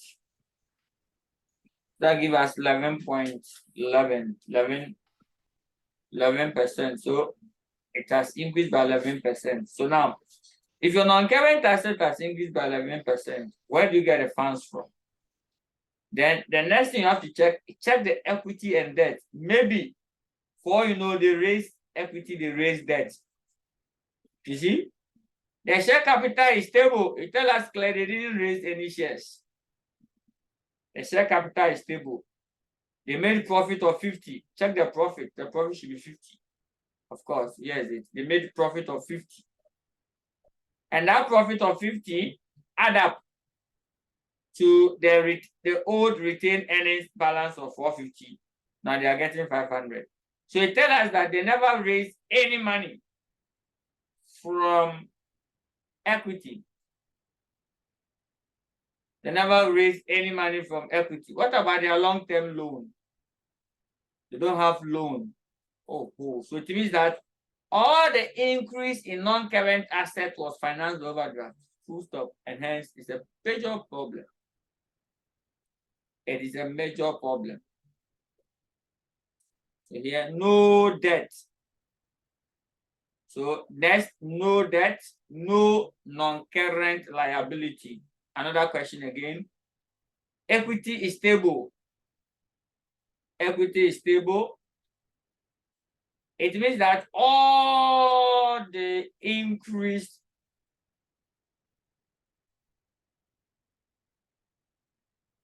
in the non-current assets and the current assets are financed by overdraft and suppliers' credits.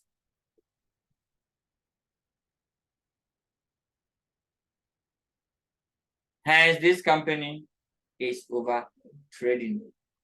Full stop. So in exams, when I ask you to assess whether a company is over trading, this is what we want you to do. And come out and tell us the exact situation of the story. All right, so that is over trading company and typical example. So there are more there you have to go to for us. All right, if you have a question, kindly ask before you go for our first break. No, like 10-minute break for us to stretch more. I think it's bit long, and then so if you have a question, kindly ask, and then go for a 10-minute break. Question, please. The question I'll give you trial. If you like, pick last sentence questions. Check your question 1. Pick the 20 questions I gave you, the elements, the nature of financial one. Check it to be the same, and then move on. All right, so let's continue the game. In fact, we'll be looking out for the question solving. So we are continuing with the questions on working capital management, so that in our next meeting we'll start inventory management and finish it, complete it. So with the questions, I could still visit the portal, the target digital portal. You go there and to look for questions. Home of questions. Home of questions. Target digital portal or digital library. Indicate 4 symptoms or signs of overtrading. Please, this one. You could do justice to it. The symptoms of overtrading: rapid increase in sales. Over here, inventory will increase, but there will be a decrease in current ratio and a quick ratio. Current ratio and quick ratio will decrease. That is how profits at the initial stage will increase. That will encourage people to do more. Hey, I'm getting profit. Then they will be trading, but they realize all their capital gone. Now there's what you call net working capital, net current liability, meaning that sometimes your current liability will be much more than your current assets. And then take notice of that. Sales will be increasing, and it may increase profit for a while and then return back again. Okay, so that is that. Let me see question 2 if we have. No, question 3. Good. Question 3. I'm talking about the B. Describe the following terms. A company being overcapitalized. What's the meaning of overcapitalized? That's the opposite of overtrading. Overcapitalized simple means under trading. Hey, you have a lot of capital, much more than. Check some of the banks. Check, they have a lot of bigger capital base, but their trading capacity is a bit low. Like a small fish in a very big sea or big stream or big river, that is overcapitalized. Overcapitalized means that now your capital, your working capital rather, is much more than your trading capacity. Ideally, it's a sign of what? Wastage of resources. It's far better than overtrading, because at least you have the resources, you're wasting them. But with overtrading, it can lead to collapse of the business. So that is what you mean by what? A company being overcapitalized. The capital is much more than the trading capacity. Yes. So take notice of that. Then a company overtrading, now you know it already. Then explain how the situation of a company being overcapitalized arises and what are the consequences. Yes, overcapitalization is also known as undertrading. What causes that? That one, anytime your operating trading capacity decreases, please take notice. It's caused by two situations. Number one, when your trading capacity decreases, previously you handle 3 classes. Now you're only handling 2 with the same resources. Don't forget, you have maybe 5 cars. Previously, all the 5 cars are on the road. You use all of them at a go or at a time. But now, only 1, the rest are parked at home. Typical situation of both overcapitalized.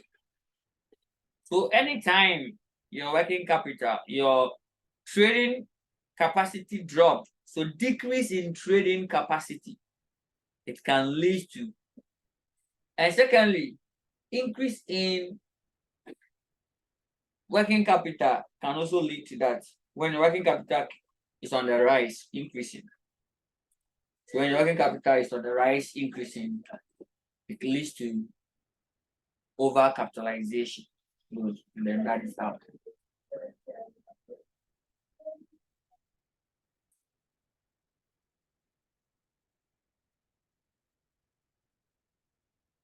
Okay, so the question 3 is the one that you have to do, please.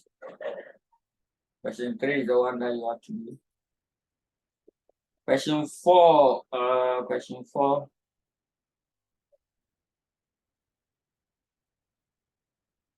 another one. Question 5, no. Question 6, no. Good. Please take note of question 7. It's also common size analysis. how to perform common size on comprehensive income. So compute the common size ratios. Comment on any 4 of the ratios captured or computed. So here, what are common size? Expressing each of the item in a financial statement as a percentage of what? A common base. So express each of the item in a financial statement as a percentage of what? A common base. So here you recalculate everything, divide everything in the financials year by year analysis over the P&L. The common base is what? This is the comprehensive income. Common base is sales. So 42. So in 2014, divide everything in the 2014's comprehensive income by sales of 42,000 and multiply by 100, including the sales itself. So the sales you get 100. So here you get 100%, you divide everything line by line. When I come and take 2013, you divide everything in 2013's financial statement by 30,000. And then that is all.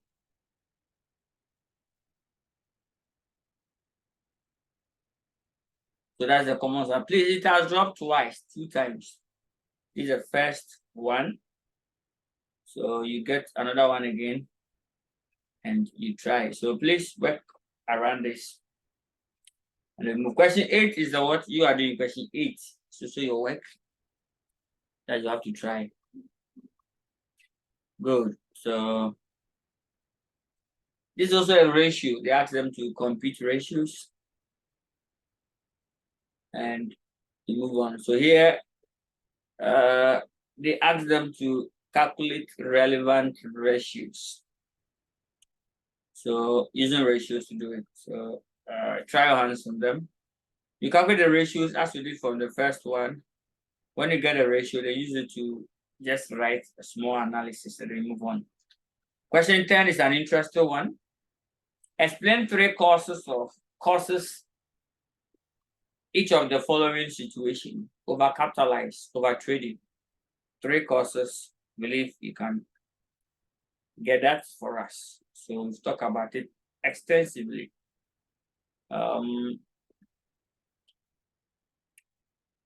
Question 12, good. Question 12, it says that before the credit crunch,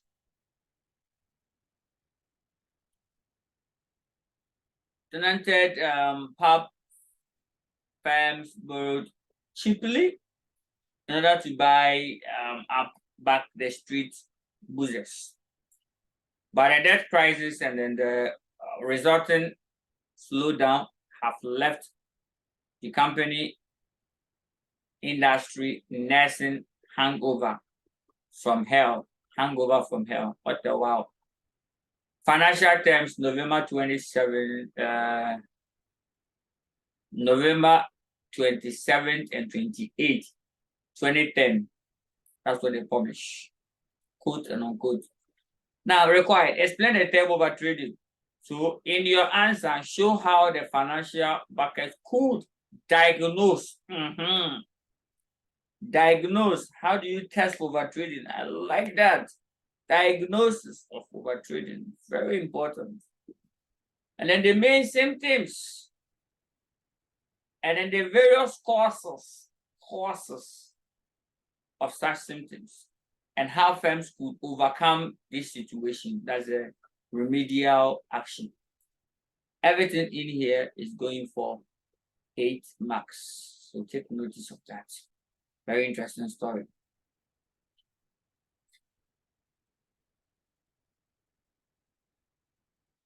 Yeah, this one you can do it.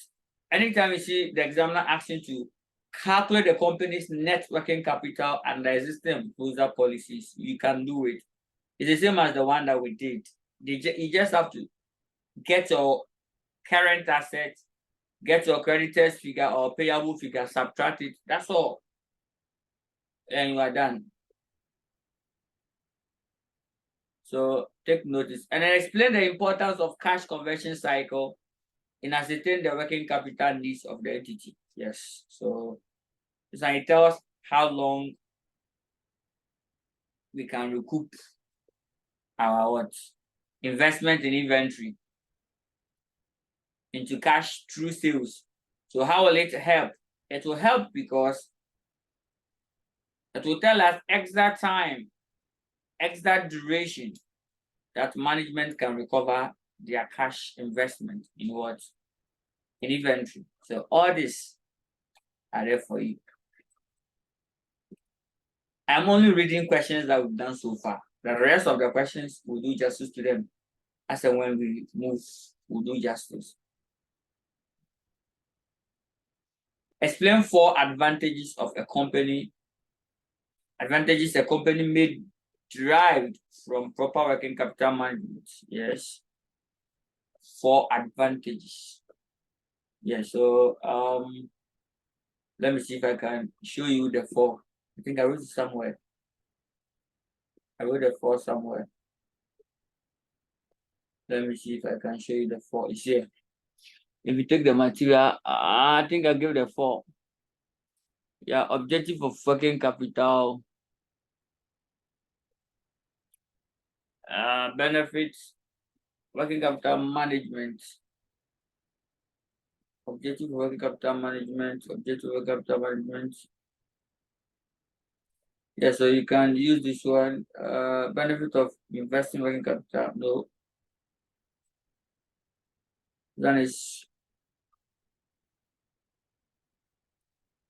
Yeah, so you can use this for. Yes. You can use this for as your objective. So that's 4 points is here from the material so that we move on with the story. So that's the 4 advantages or the objectives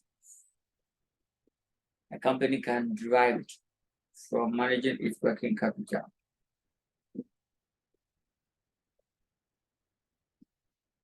Explain the following: aggressive working capital management, moderate, conservative.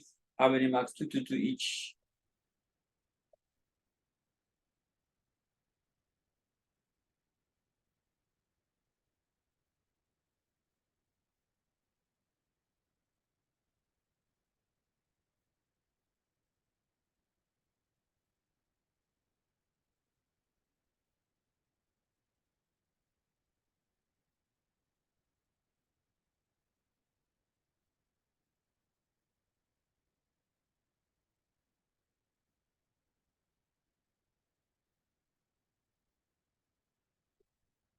All right, so I think that's all for your question.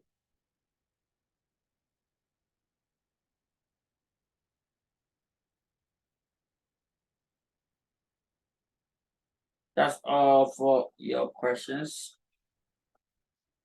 And then that is that.